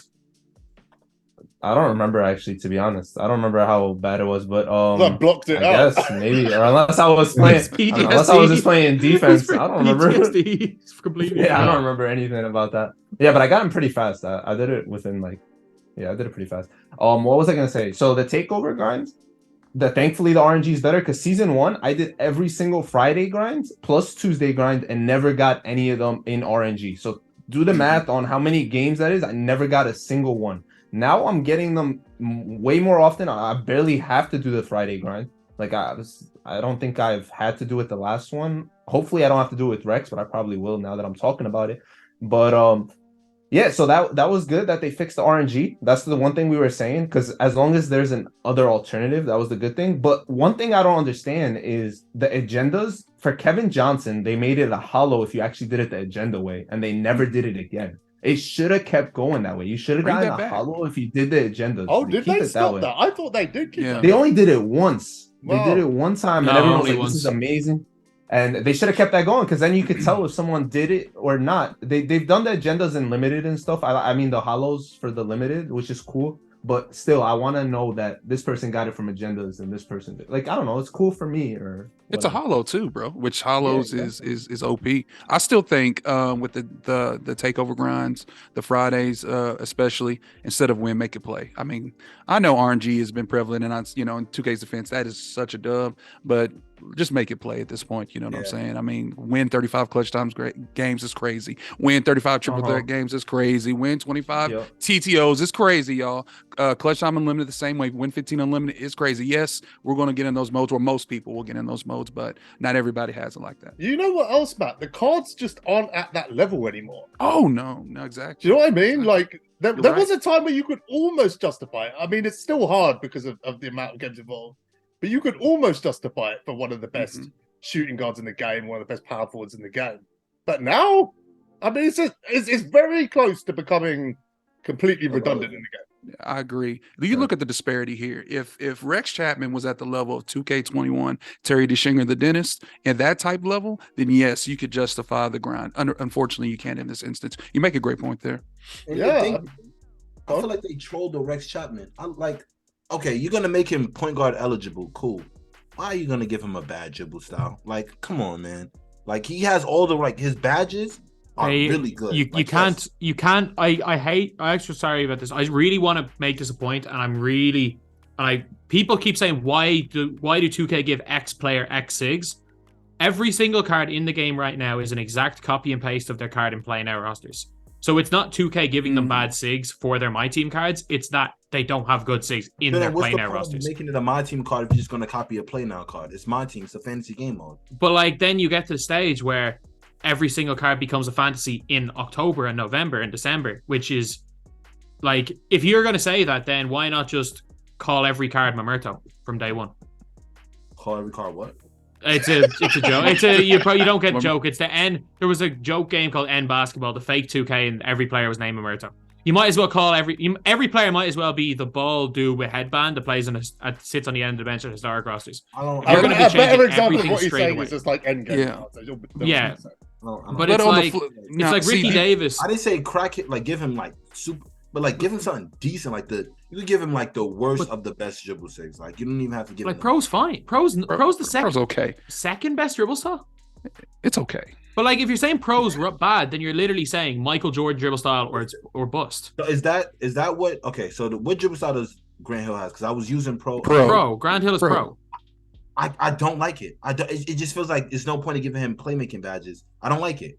That's why I'm going back. That's why I'm going back to say, are we spoiled with Tim Thomas? Dude, you know what I'm saying? With the MJ, or not just with the SIGs, with Ricky Davis, with the MJ SIGs and whatnot. I'll give you that, DBG. And, to play devil's advocate, though, this is my team, though. We should have better, I mean, I'm saying better SIGs, but different SIGs than Pro, and then the basic. I mean, Grant Hill with Pro dribble SIGs. But there's only one dribble style that is objectively better than Pro. And by that logic, you need to literally give every single point guard Michael Jordan dribble style. So if you're making that argument, then you're basically saying every point guard should dribble the exact same. Then how far is that from saying player once the first player or Tim Thomas has LaMelo base? Okay. Then why not just give everybody LaMelo base? How far are you off from just going into that? They're not just talking about dribble style. They're talking about animations as well within that, the escapes, etc. Like something like I said, if he's gonna be point guard eligible, I want to be able to use him to create, like run my offense or create offense. But I feel like I can't do that. But like I tried it with Grant Hill, like that dribble style. I struggle. Like I can, but it's like the control. I feel like I have to trigger the drag back in a different way. Like I said, it could just be me. It could just I can cook with Pro. It's just that I don't want to. Maybe I am quote unquote spoiled. Maybe I am because of the Ricky Davises and the other great cards, the LaMelos and Alonzos of the world or whatnot. But there's other DBG, there's other dribble styles here in 2K other than just Pro. Okay, Grant Hill. Maybe I'm tight. Maybe I'm upset because my man from Motown got kind of hold on that. You know what I'm saying? Otherwise, he's a great card. You know what I'm saying? I love the card, but me personally, I like to dribble. I like to get out of there and see what they got to do. And with Grant Hill having Pro, it's just it doesn't vibe with me. How many dribble styles are there? You run them at the 2 or the 3, man. Trey, Ja Morant probably has, in my opinion, Ja and Pro is basically the same though, isn't it? No, Ja's way better. It's more quick. Steve Francis, he has Ja Morant, and Steve can cook out there at DBG. I love Steve Francis, by the way. I wanted to mention, Most was talking about the reward cards and whatnot. We didn't mention Steve Francis. He's a killer out there. I love his dribble SIGs, by the way. He's unbelievable. Yeah, Unbelievable. size we up's have, ridiculous. yeah. Oh yeah, absolutely. You know, I'm not saying what you're saying isn't true, DBG. I mean, Pro, yeah. I mean, they have to give a little balance, but they did kind of hold a little bit Grant Hill and Carmelo, if you want to be technical about it, in this promo. I mean, another frustrating thing for me too is like, I'm like, these cards, I want to be able to upgrade certain badges. Like, I feel like, okay, a Carmelo, I feel like you should be able to give him maybe better defensive stats since he's limited on the defensive end. And then I feel like, because like if you don't have the tendencies to like play good defense, at least let me give him the badges so we could like kind of balance that out. Or like with a Grant Hill, they're placebo, bro. Let me like first of all, I have it's a joke. It's a joke. I'll stand by that. No, it's not that. I have I have Huff badges. I had these badges for like 2 months. I have Clamps, Bully, Challenger, and Glove, and there has not been a single card yet that has dropped that I've been able to get these cards to. Yeah. These badges to. And it's frustrating. Yeah, like I'll even agree with that. That like there's no reason to not be able to apply badges to players, because that's the point of the badges. Like if you have a Melo that doesn't integrate his defensive stats and you have these badges, you should be able to apply the defensive badges to him to make him better on defense. You're right. Yeah, I'm just like sitting on badges now. I've got I think 50 off badges. I don't know what to do. Killzamoi, you did a video, didn't you? Where you pulled 20 offs. I did like. I don't know. I'm hoping with these leaks, like I pull MJ or something, and then I'll just put every single one I can on him. But the issue is like if it's an Opal MJ, he's going to have like at least 12 Hall of Fame badges already. So then it's like he probably will have the ones that I already have. So I can probably only put him up to 20 or so, and then I still have 20 Hall of Fame badges in my collection. So I don't know. That's sort of the issue with it. But yeah, you should. I do agree. Like with Melo and stuff, you should be able to just chuck them all on. Like if you want to, go for it. Like I don't know. It's interesting. I think that's what I'm going to get to. I think I might end up. I've been saving them to like flip them. Most, what are you doing with your hops? I'm trying to flip 2. I think I have been deciding. I've been asking. Your body language has got more and more relaxed. Bro, I'm loving it. It's 1 a.m. man. I'm trying to sleep. Drifted into the pillows. Yeah, go on. Yeah, I'm ahead of you guys in time. It's 1 a.m. here. I don't know what time it is for you guys, but yeah. So I think I'm gonna try to flip. I flipped 1 card so far this year. It was fun, especially coming off like I've always used Hall of Fame badges for myself with the no auction house series. Like I've always just had no choice. So Jaz always been the most Hall of Fame badge that I can make him every year. So this year is like the first time that I'm able to do it for a card that I could sell. And I think I'm going to continue that. Like, there's no reason for me. I don't need a card with so many Hall of Fames. Like, I'm good with Dr. J the way he is. I'm good with this card the way he is. Like, AD's cool just like he is. I gave him gold badges. I'm cool from there, honestly. It's interesting how you stopped the no auction house on the year where it's never been more easy to do the no auction house. What's the thought process behind that? So my team honestly would look exactly the same. I keep showing it to people. My whole team is not auctionable. It's the same team. This is just the only way to feed my pack addiction, like easier to make it more fulfilling, because I can make MT and then just spend all my MT on packs and then make MT, and I show the world how to make MT easily and all this. Like I've spent at least 10 million MT on packs this year easily. And it's not even this, like we haven't finished the first 3 months of the game or whatever. It's 4 months, whatever. I don't even know at this point. I've been playing forever. But no, I felt like I already accomplished everything as a no auction house, and I felt that now, since the whole world has an auction house, the main reason I kind of started it was because the Netherlands didn't have an auction house. I wanted to show them how to do it, or like I wanted to be like a voice for them in a way, or like it was fun too, obviously getting cards that I've never used before, but I feel like we've accomplished everything. Like I've always had great reward cards in past years and been able to compete with the best and all this. So I was like, let me take off the handcuffs, because I felt like I was chained, and now I can just enjoy the game the way it's supposed to be while still running. Like I can't buy a card. It feels weird buying a card in the auction house and using it. Like I'm still in the no auction house mindset, I guess. So you only ever had the no auction house accounts, right? You didn't have like another account where you just played the game.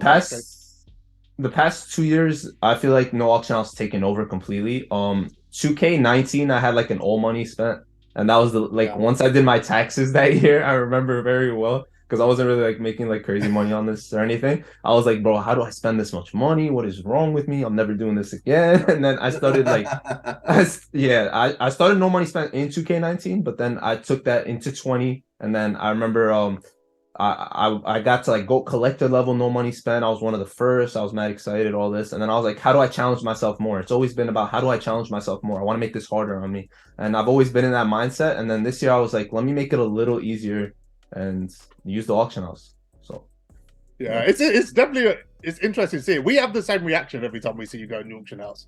It still feels weird to see it happen. Yeah, it is strange. Mo, should we talk about the whole Larry Bird gameplay situation? Sure. Yeah, go for it. Let us know what your thoughts were. You obviously, you tweeted this out. Talk to us about what your opinion was, because we discussed it last week, but I want to hear your opinion and then everyone else's. Yeah, so the first game I played with Larry Bird, literally first shot I shot was an airball. I'm triple threat online. I'm not gonna lie. I'm not like the footage is out there. I shot an airball first shot for a card that I grinded forever with. I didn't go into freestyle or anything. I'm like, he's Larry Bird. He has to hit. Like, there's no way he doesn't hit.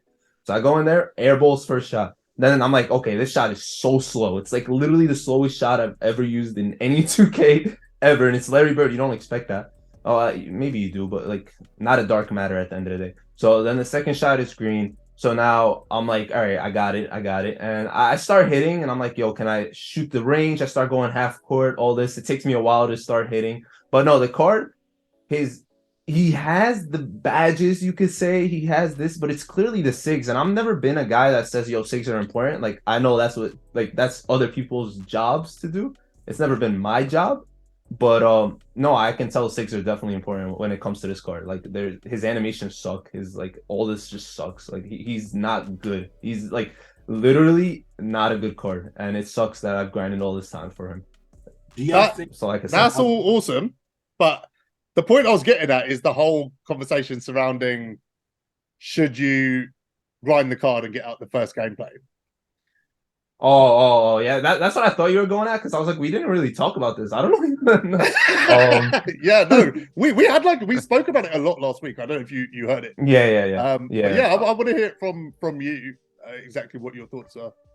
No, so I think my tweet was taken the wrong way, or in a sense, but I always stand by this. Like, look, I understand, like DBG said, gameplay doesn't really do what it used to do, or it's not anything near what it should be. But that's because we let it be that way, in my opinion. I think we made it that way. Like the fact that, no offense, DBG, no offense, Ty, I love both of you guys. You guys are amazing content creators that made me who I am. I'm sure of it. You guys pushed me and all this. But at the end of the day, why am I grinding for a card for 500 plus hours when I know you're going to get a content out before me? Like I like we've all been in that, like you've been a grinder, you know what I mean? Like DBG and all this. So we've all pushed for these cards for so long, and we've let it be okay. Like I understand as a viewer, you want to see Ty use the card. He's the best player out there. You want to see Splash use the card. He's the best. You want to hear what DBG's thoughts are on this card. I get it 100%. No, they don't. No, they don't. No, no, they don't. But as a fan, like your fans want to see what you got to say. Like no, they don't. No, they don't. They want to. I could literally use Ty's gameplay and comment over it, and they would still call me ass. That is how much they don't want to watch me play this game. No, but that's what they want to do. They still want to see it, so they could call you that. Like that's what you become. No. I'm saying it like it is. Like no, you have a fan base that wants to see it, so they could do that. It just is what it is at this point. But it's like I don't mind any of that. I don't mind it at all. But there should be like wait a couple hours, because the person that did grind first, which wasn't me, and I knew it wasn't gonna be me after my mistake. I knew it was gonna be Coach Splash, Nermani, whatever. I felt like they deserve because of that's how I said it, right? I said they deserve, and people were like, "Oh, what do you even mean? What does this mean?" No, like they should have a couple hours where that gameplay is the first one up. Whether it gets 5 views, 50 views, 100 views, it doesn't matter. They still grinded way harder than any of us, so they deserve that. There's been a Larry Bird gameplay up since day 3 of the game. Just a heads up. Yeah, I know. No, I know. There's people. People know they weren't the first person. No, they hacked, bro. PC. Hacking. Yeah, they hacked. People have hacked it on PC. It's PC, yeah. I mean, But like, I I don't know where public opinion shifted, because in the RJ Watt situation, I felt like I was completely in the wrong. Like I would have had the same attitude as you. But then I was crucified by everybody in the community for having that attitude towards RJ Watts, who used a hacked Kobe. Yeah. Do you want to explain what that is? Oh, so basically, in NBA 2K20, everyone was grinding for Kobe. It was a different type of grind. It wasn't like an hour one, but people weren't sleeping for a week to get this card. Mm-hmm. And then a hacked card came out on PC. RJ Watts got the hacked card and released the gameplay first. And like, as someone who didn't sleep for 5 days grinding for the card, I got angry. And I got killed. I got killed for having that opinion. Like, I was with you on that opinion, 100%. Yep. Like, Yeah, I was with you. Because even with the thing where it was like, I don't like, with your take, again, we can all have our opinions. I don't think anything that either I say or anyone here says is going to change anyone's opinions on that. It's all like, there's no right or wrong answer for that. But it's like, for sure, the community's opinion completely changed. But it's a weird one. It was like, back then, first gameplay did matter. And the community were like, oh, let it go. You guys are just jealous that RJ Watts, everyone would have done the same thing. But now it's like, I think now it's just seen as nothing.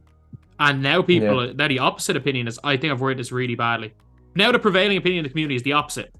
What prevailing opinion was 5 years ago, or 3 years ago now. But yet the outcome is even worse for everybody because gameplays don't matter no matter who uploads them, no matter who gets it first. Splash didn't gain any viewers when he got Larry Bird. Like, what do you? Why do you think that is? Though I know so. Yeah, that's a good question. Database. We knew Larry Bird was gonna suck.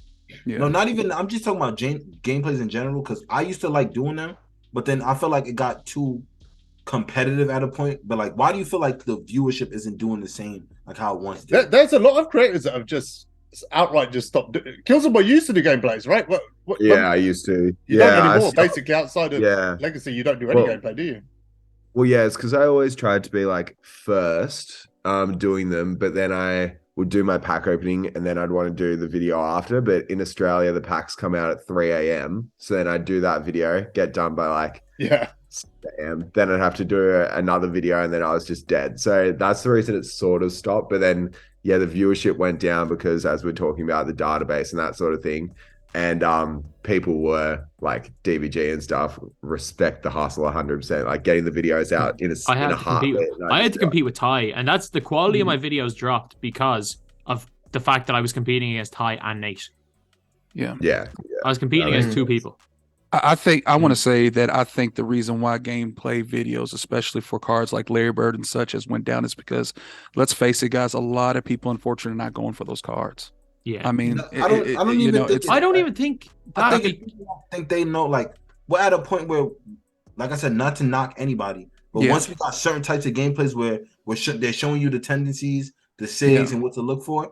Now that more people are knowledgeable on that, it's like now they don't look for with the card. It's like, do I even need to watch this gameplay video? Which is why it's harder for me to watch gameplay videos now because I feel like the only way you could get me to watch one is it got to be some type of story in it. It got to be some type of entertaining. Like, that's just for me personally. I feel like that's something Henry that's the community. I'm with you. That's why it's Henry and Henry only that's getting views from gameplays. Yeah. But I mean, he does turn his gameplays into a movie though. Oh yeah, like there are different types of videos. His gameplay, like Henry uses 2K content to like as a vehicle for entertainment content, whereas a lot of us is 2K as a vehicle for information about 2K. So whereas a lot of I'm not talking about everybody, but especially my videos, if you're not heavily playing this game, there's no point to watch my videos. Whereas Henry's, you're getting entertainment value. And again, it's the same with other guys. Like, again, with guys like Killzamoi's videos, I haven't really watched most of them in quite a while because I don't have that much time to watch. But I would say the same because I'm looking at his videos. Because he's doing a series and stuff, there's a lot more entertainment out of something like that than there is out of, for example, I'm at a point now, like obviously the community's got smarter, right? We know more about cards. Even without the database, we just know more. I've got to a point where really the content that I watch is like continuous content. So I watch JD, I watch Mos, I watch the Legacy series, I watch Spin to Win, things like that. So I like series, basically. I like something that I can invest in, like pick up the next day and it's kind of familiar, we carry on. I've like a definitely TV got to the show. point where gameplays have lost. value. I want to say concerning gameplay though, there's some unique creators out here in the community, and I know we mentioned HTB. Thank you, by the way, HTB, for the shout out. I just want to say real quick, I appreciate I saw that. Was cool. He shouted me out in his last video, which I just want to say. But there are some unique creators out here that really put a storyline. For instance, there's a man by the name of TJ Everyday, and I know a few people in here knows he is one of the most unique when it comes to gameplay videos. Go check him out, watch him. I'm gonna put him on right now because that man, a lot of people know who he is, but if you have not, see how unique this man is. He even puts a touch of anime in it, which makes it even greater. I love that. Yeah. Like the thumbnails too. Yeah. There's a lot of people who have just there's people that just kind of just put the information out, and there's people that put personality behind it. I think the personalities, I think it's where people are. People just, I don't know. Gameplay's definitely lost value to me. I still watch them. Like I still watch almost all of DBG's videos. I still watch a lot of Ty's videos. But I don't need to. Right. Do you know what I mean? Like there's not much I won't learn from jumping around with that card for 5 minutes of freestyle, and I could get the card right out for myself. It's very rare anyone uses the card the way that I do. Do you think the gameplays are gonna ever get its value back, or like we're just too far in where it's like no too much? I can't say much because I'm as bad as anyone for it, but we've all gotten into a comfort zone with content, and that there hasn't been many unique ideas since, for example, the no-awk. Like, if you guys don't know, the very first person to grind for things quickly was Killzamoi. Domination. When he did it, that was like the biggest thing ever. It propelled his channel, whereas now it's expected there's 15 people grinding for everything first. Things like tier list, daily content was myself, most with the no auction house. Almost everything has been done. And when you're seeing in 2K is now, it's not even that one person does one thing. There's 10 different people for everything. So I think there's going to for anyone to blow up at a 2K MyTeam, they got to do something completely different. You know what else, DBG? It's like back in the day, like if we go back a few years, it was always content creators that were competing for first. Now you've got non-content creators, people that just in the community, people on Twitter, whatever, also competing for first. That Manny guy's a machine. Yeah. He is a machine. Dub near Manny. Yeah. So again, it just makes it exponentially more difficult to be first or get something out. But it's not even about being first. Like, for example, the Larry Bird gameplay.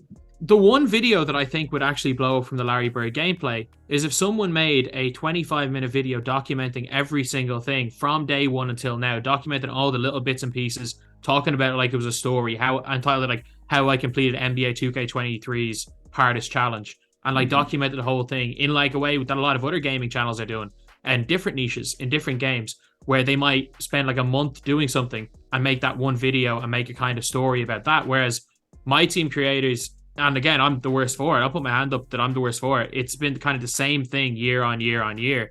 And gradually it is just there's less and less players playing MyTeam, especially at the start. And it's not why when all the snipers blew up, because it was something different. They were doing something that, for example, sniping to a million MT. It's something that people have been doing for years, but it used to be, say, a 15-part series. People were making that one video, making it a story about their snipes. You were seeing things like Med, where he would play Purtle for a month and kind of bring things like that in, where it was much just bigger projects. And I think that's kind of the way the MyTeam will have to go forward, because everything that we're doing now and we're seeing in the community, including, again, I'm the worst for it. So I'll say it, like, it's been done the exact same. So many of us are making the exact same content as we made 4 years ago. And like, there's a reason why it's getting more and more stale, because it's the exact same content for 5 years, which, again, I'm the worst for it. I feel like I said, a really good take, by the way. Very good. Yeah, 100%. Yeah, I'm with you. And that's the thing I felt bad with for other content creators, because I like, if some of you guys, you live off of this, it's like, what can you really, like, I'm pretty sure there's probably some spectacular idea out there that you guys could possibly do, but then it's like, why did it have to become so hard? Like, I swear to you, a couple of years ago when I first started watching gameplay videos, I would have never thought we would be at a place right now where it's like, I don't even want to watch gameplay videos anymore. Like, it's so like played out. It's like, what more could y'all do? And do you think like there's something that 2K has to do on their end to make it easier for you guys to make content, or do you think it's just on you guys as content creators? I think it's on us. I think it's on us because at the end of the day, look, as much as 2K's content, like make content for the game, their content is to get as many people playing the game. Like, not only, like, they shouldn't really care unless they like, content creators shouldn't be their main focus. It should be the players. But content creators never has been the player base, though. I feel like they should look out for content creators. They influence the player base. I don't know. Like, in their mind, a lot of us influence the player base in a way that they don't want the player base to be influenced. Yeah. And that's where the issue is that all of this comp, all of these meta, all of these SIGs, they don't want the player base to be influenced that way. Like I'll say it right now, like, if you're 2K's perspective, you'd love to have the face of MyTeam, everyone getting all their tips from DFS. Hashtag SIGs go crazy. Where it's like, because at least if you're coming in with that as your entry point, you're going to be a lot more open to going at all the different things in the game. Whereas if you're going to a comp player for an entry point, you're only going to be looking at ways of the cheesiest things, of the best things, of all of this stuff. So you're going to be only interacting with if your entry point is a comp player, you're only going to be interacting with a certain section of the game. Whereas if your entry point is someone else, you're going to be interacting with the whole game. So like from 2K's perspective, they'd rather people be interacting with everything and not just to be competitive. I think we've got to a point where, like, no video is safe as well for 2K. Like, you'll watch videos where it's like, I got a centerpiece, and halfway through that video, someone will just start trashing the whole trophy case, concept. There's a lot of it out there right now. Like, I don't think that, 2K are massively interested in a large amounts of content right now. I mean, look, it's hard to be, as a content creator, it's hard to be positive on this game because that no matter how much effort you put in, there is a very, very low ceiling on views. There's one 2K content creator, MyTeam content creator, pulling in over 10,000 views a video. There was 15 of us this time in 2K20, even pre-COVID. DBG, I've seen so many emotional appeals, and I mean literally emotional appeals from other content creators and people that just love this game. They really love this game, and they're saying that they cannot go past a certain threshold, unfortunately. Yeah, and it's true. It's really sad to see. I see fellow friends and content creators just, I'm not a numbers guy, and I try to not, invest in all that. I'm here for the people, but at the end of the day, it does come down to that. You know what I'm saying? Because people do eat off this, and to see other people, and to be discouraged in that way, it's sad for me. And which begs the question right now. And I love 2K. What 2K has done, in my opinion, with the trophy case grind is a great thing. I'm glad we're getting free cards and all that good stuff, but it really begs the question, DBG, what is the state of 2K right now as it sits? A lot of people may have a lot of opinions, but right now, and maybe I'm opening up a can here. I don't know if I am or not. When you say 2K, do you mean we're talking I'm talking about MyTeam. 2K's in a great general spot. 2K's fine. The offline game modes are in a great spot. It's fine. It's fine. Yeah, all that's fine. The errors is fine. But as for MyTeam, let me be specific. What is the state of MyTeam right now? We're in the holidays, and I love this game. I love it, and I'm not trying to knock 2K, but where is the state at? That's what. Let me ask you this, DBG. What is the state right now for you, at least? Look, I'm in a different perspective to most players. I'm a content creator. I'm not only a content creator, I'm a content creator who uploads 5 videos a day. Clearly the game isn't good for what, not only the type of 2K I like, the 2K that I like to make content on. So I don't think I can give an actual answer about that because my opinion is so skewed.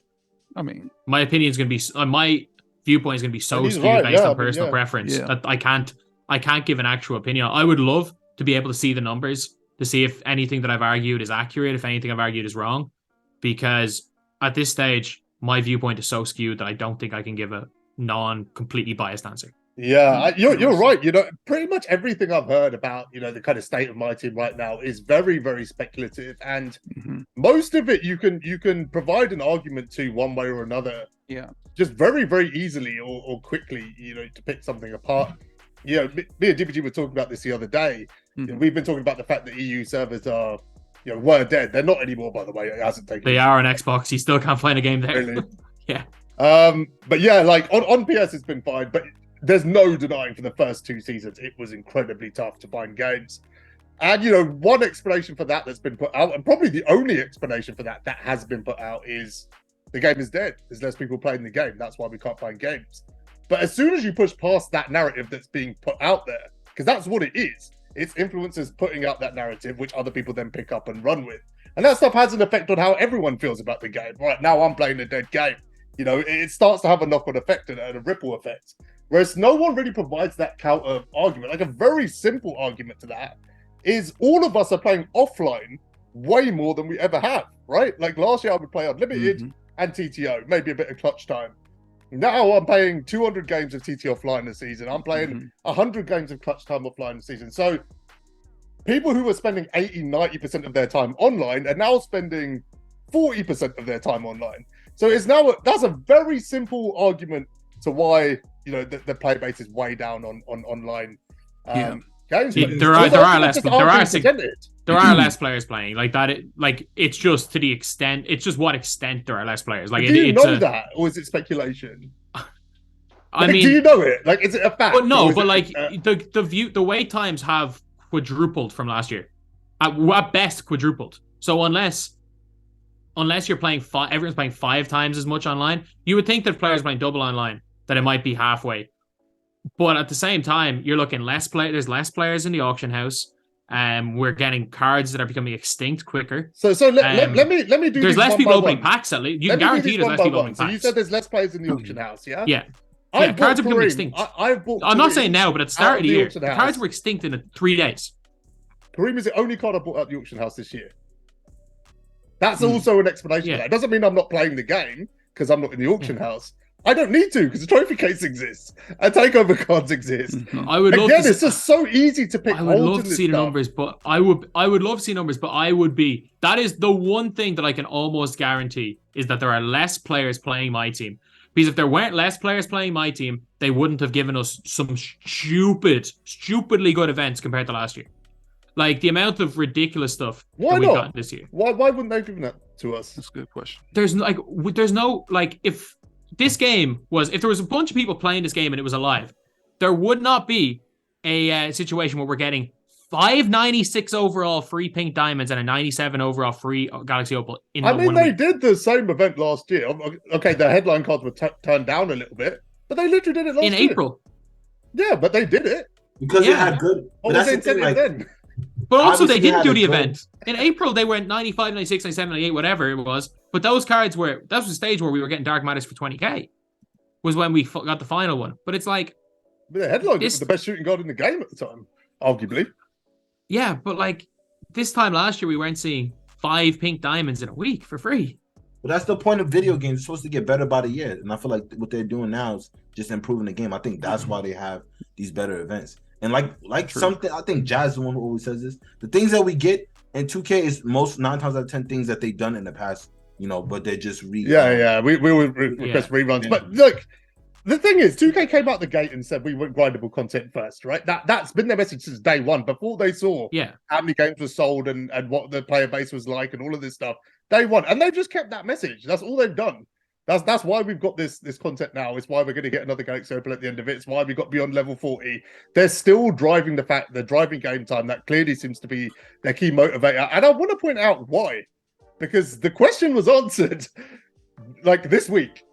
You guys saw the American Express challenge? Yeah. Amex. So I've been saying for a long time. They need to do more of that. The reason they're pushing game time is for sponsorships, right? In game. The more exposure they get in game, and they can make way more money off an Amex sponsorship than they can off a pack.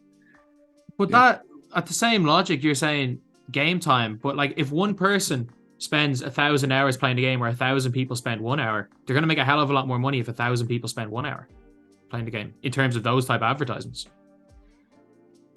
I didn't understand what you said. You're saying game time, but like everything about it is a game time for a smaller catchment of people than previous. So but it's about what they can sell those ads for. Like I said, we get to a point. Because Jacob was the first one who bought this up. But if you're talking about ads for people, you're not going to, like, if you're trying to sell this to a company for advertisement, you're going to say how many impressions you're going to get and how many people there are. Not the same person's going to view it 1,000 times. I mean, you pay for the ad. You pay per ad, right? That's how it works. So if it's one person playing 100 games or 100 people playing one game, it's not going to change the finances on how that advertising works. at the end of the day, they're going to move towards, having advertising on TTO courts and Crunch Time Online courts, and that's where we're going to go. And each time someone loads into a game, it will count as an ad, and they'll basically start monetizing games in the same way they do, a YouTube ad. Jacob brought this up 2 years ago. He said this is where it's going, and I feel like we've got to that point now where they're getting us to play so many games, and if you look at each one of those games as a potential advert that gets monetized, and the fact that 2K haven't really lent on packs this year and are leaning on game time, I think that is where they're going. Take-Two bought out Zynga. I didn't know this, but Take-Two bought out Zynga in May, right? Which is, one of the biggest mobile development companies who exclusively make their money off ads. And they're making fortunes. Absolute fortune. They're literally printing money, these leading mobile developers. And I think they're going to start looking at those models and go, right, why are we not doing this on console? And I think that's where we're going. And I want to transition here to our final subject, because we've done 2 hours, 10 minutes. One of the big things that happened this week is make 2K free. It started trending. Someone put out a post. I want to hear everyone's opinion on this before we wrap. Hell no. What do you? Here we go. Right, go on. What advantage? Hell no. Why? From a perspective of consumer, what advantage is there for it not being free for MyTeam? Okay, let me get my point out first, because for one, why is a game like 2K being free such a big deal? It's like, even if the game is free, the game goes on sale. If you don't want to play the game, you're just not going to want to play the game. You're not going to get it whether it's free or not. Like, for instance, Fortnite is free. I'm not going to download Fortnite. That doesn't mean more people are going to play the game. And it's like, with 2K, for example, let's say this current game, right, is free right now. With the trophy case grind, if I get the game for free, right, and I load up the trophy case grind, and I feel like it's too much grinding to do, I'm going to be like, I'm deleting this, bro. I'm not going to have all this space on my freaking console, and I don't want to do all this grind. Like, some people just don't want to play the game, and I feel like if they make the game free, it's not going to affect how much people play the game or not. I disagree, Josh. And first and foremost, the reason why you don't play Fortnite is because you're just not with it, bro. You honestly, you're just not with the time. He looks like a guy that can't play first person. Yeah, he looks like he can't shoot. Anyway, secondly, I highly disagree with what Josh says, because who advocates for the split cost of VC and everything, I honestly believe that 2K should be free, especially on the park side. Let me tell you this right now: for you to pay $200 to make your build or around that is egregious. It's crazy. So you already going to spend money on the game. I get it that 2K has to make the money. So I'm all for corporations. Hold on. Let me finish. I'm all for corporations for making their money, Josh. But at the end of the day, man, we're going to spend, okay? A lot of us. I know I'm going to spend, and you know me, Josh, I'm hella money spent. I'm going to, pay VC for boxes and for packs. And if I want to go to the park side, I can, go ahead and get my build on. But we're going to spend. So why not make 2K free?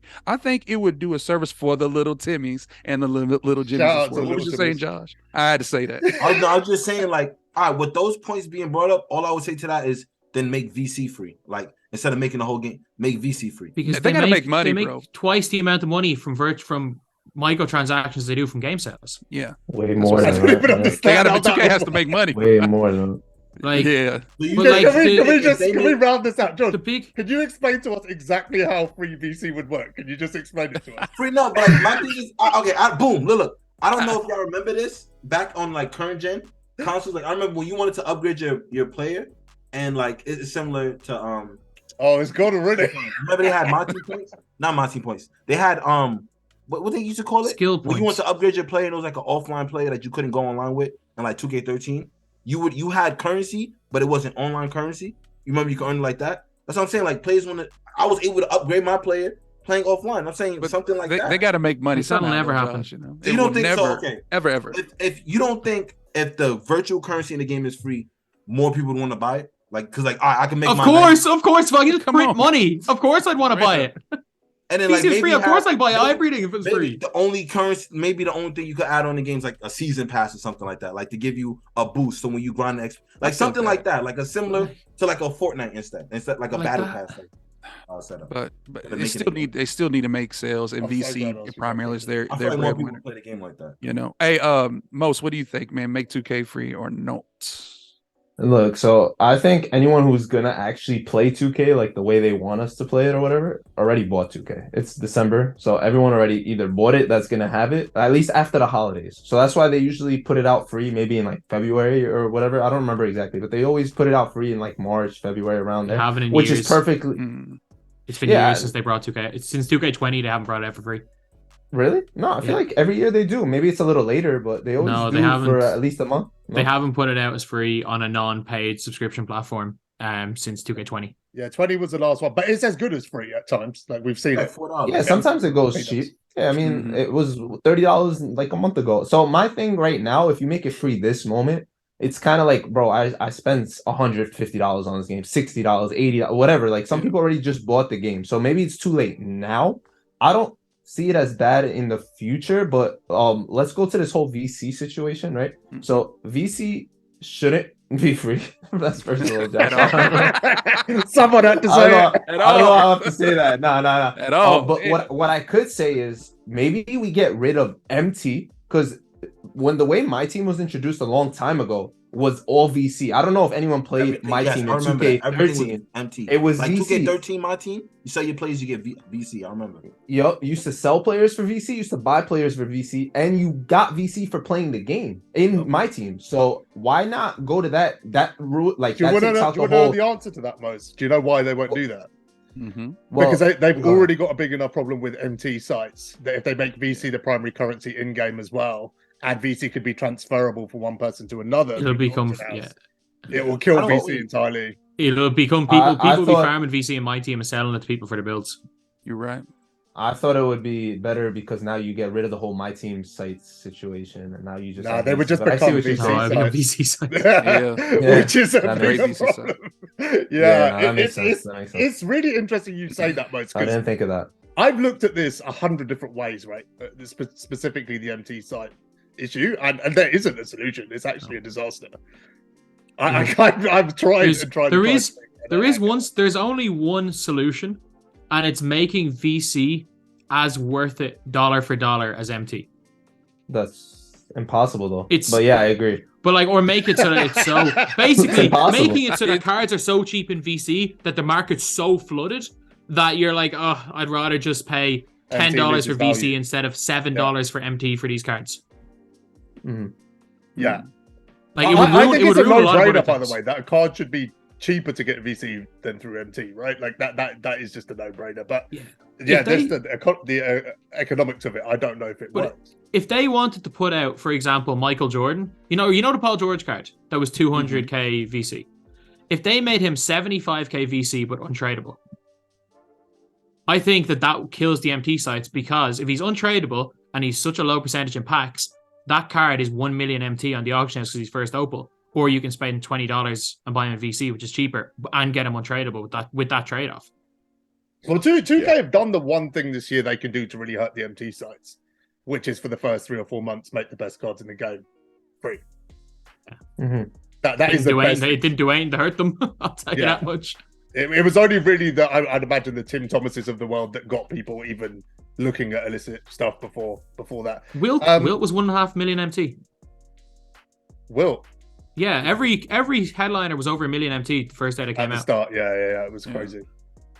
Killzamoi, what's your thoughts on free 2K? I think it's a very interesting thing, and I do see in the future, like I'm not talking right now, but I think people always think about the Fortnite sort of way, and I do think free games are the future. And I'm not just talking about 2K, I'm talking about like every game, and it's because of these in-app purchases. But Fortnite is a perfect example. They came out and have made a mozza from a free game. But another perfect example of a game that has, is a paid game but has a free side is Call of Duty with like Warzone. You look at that and they could make, 2K, let's say the park side, I don't know, the park side, the play now, all that sort of thing paid. Like you have to actually buy the game, and then they could just make MyTeam free. And I think MyTeam brings in a lot of money for them. And that could be a good way to get a lot more people into it. And it'll be sort of a win-win for, I think, everyone in a way. The fact that more players are playing the game, there'll be more content because of that. I don't see it happening now. I don't see it happening for the next like 2 years, but I just see right now in the future for gaming in general, I can see a lot more games becoming free, just because it's the way games are looking nowadays. I get that from PS5. I like that format. I like that format. But I think that's the way it'll be. And you don't. Warzone's the perfect example because it's a part of Call of Duty, but they've gone for that route of making it free. I think that a bunch of other games will probably do that sort of thing too. Yeah, Killzamoi, you would think that they would attract more players too. You know what I'm saying? In the long run, Exactly. Don't you agree? Well, the thing is then you get one person playing, and then they really enjoy it, and then they start playing more, and that's what happens in these mobile games. They start playing it, and then they put $1 into it, and then that's it becomes a hook, right? It just the free game is the hook. Also with the American Express type things, what you were saying is that the more eyes on it, the more it's going to be. Like how I'd say Fortnite makes more money from their advertisements in game than they do from V-Bucks. But the big thing with the Make 2K free is that most of the biggest games in the world now are free. So that is who 2K are competing with for people's time.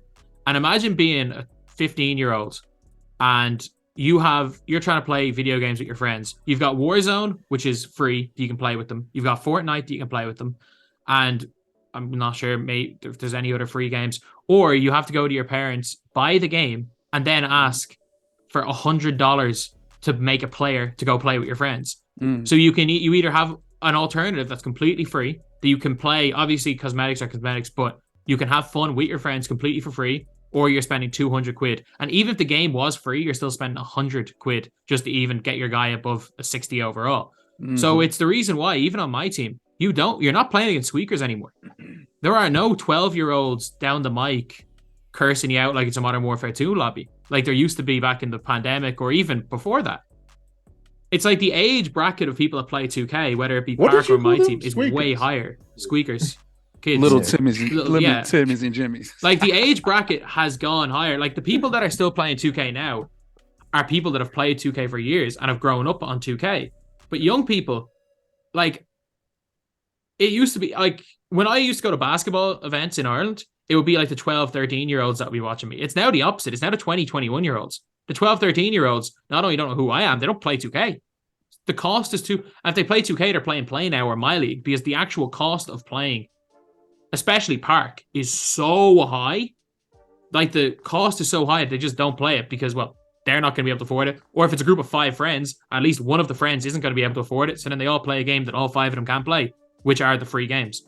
And it's even if they do make 2K free, if you start at a 60 overall in My Player and still charge $100, they're still not going to make any money because that's not going to help anything. Yeah, like my team being free would be good because there is a way of at least having fun with it being free. But the whole Park side needs to be completely reimagined if they don't want just dwindling player base year on year. Big time. I agree. Yeah, I love Killzamoi's points as well. I'm sorry, Josh. Go ahead, bro. You know, I'm just agreeing with you. Like I said, I like Killzamoi's point with making my team free. I feel like that's a great place to start if you play 2K, like a game like that, especially with how much you spend. And my team, just like trying to keep up, or if you're a new player, I feel like they made that free. And like since we have seasons, maybe have a season pass where maybe gives you like a boost or some type of slight advantage, like how Fortnite has a battle pass. Yeah, I get what you're saying, like an accelerator, right? Like something you buy just to speed things up or make things a little bit easier rather than and like the 3 players you get like a nice little that makes sense. I'm going to round this out really quickly. I think that's where it's going. I agree with what Killzamoi was saying. It's where it's going. Park is probably the most heavily monetized it's been. My team is the least heavily monetized it's been in the first 3-4 months, without question, right? The game mode is literally littered with overpowered, accessible, free cards. That's where we've been. That's been their priority. There is your gremlin who will still turn around and say it's all money spent, but I don't know what they're smoking, and we're just not there anymore. We're just not there anymore, and I think 2K are going in that direction. I think it's an inevitability. I also agree it's not going to happen for a couple of years, probably at least. I think the earliest we see it is 25, but I'd be surprised if we don't see it in a couple of years. All right, guys, I think I'm gonna wrap. It's been 2 hours and 20. I want to say ish. Wow. I don't know where we're at. Yeah, we're gonna wrap it up. Have you guys had fun? You enjoyed it? Of course. Of course, it's been good. It's been real good. Yeah, it has been good for a final episode of the year. It's definitely delivered. Shout out to Ludes, man. Yeah, shout out to Ludes. Ludes. Round the corner from you somewhere. I just want to get a bit real with you guys for a second before I check out for the holiday break. Not like me to talk about my personal life, but last couple of months have been pretty challenging for me personally. My mum's got very sick over the last 6 months and lost one of my closest friends in the last month. So it's been just generally a really challenging time. So I just want to give everyone who's been supporting this, like I said at the start, anyone who's liked, commented, shared, whatever you've done, whatever small part you've played, whether you've come on the podcast, the co-hosts, whatever effort people have put into making this project work, it's done amazing things for me. It's genuinely been life-changing in certain ways. And I can't thank you guys enough for supporting us up until this point. I hope everyone has amazing holidays, and we'll be back on the 8th of January. We love you, man. We love you. We love all y'all. Of course, real love. Yes, sir. Stay strong, everyone. And if you're not subscribed, I don't know what you're doing, man. It's the best podcast out there, without a doubt. Facts. Yes, sir. Big facts. Yeah. All right, guys. Well, for me and the guys, we'll catch you on the next one. And you don't even need to claim to get Alexis Morgan to get people to subscribe. Hey. Damn.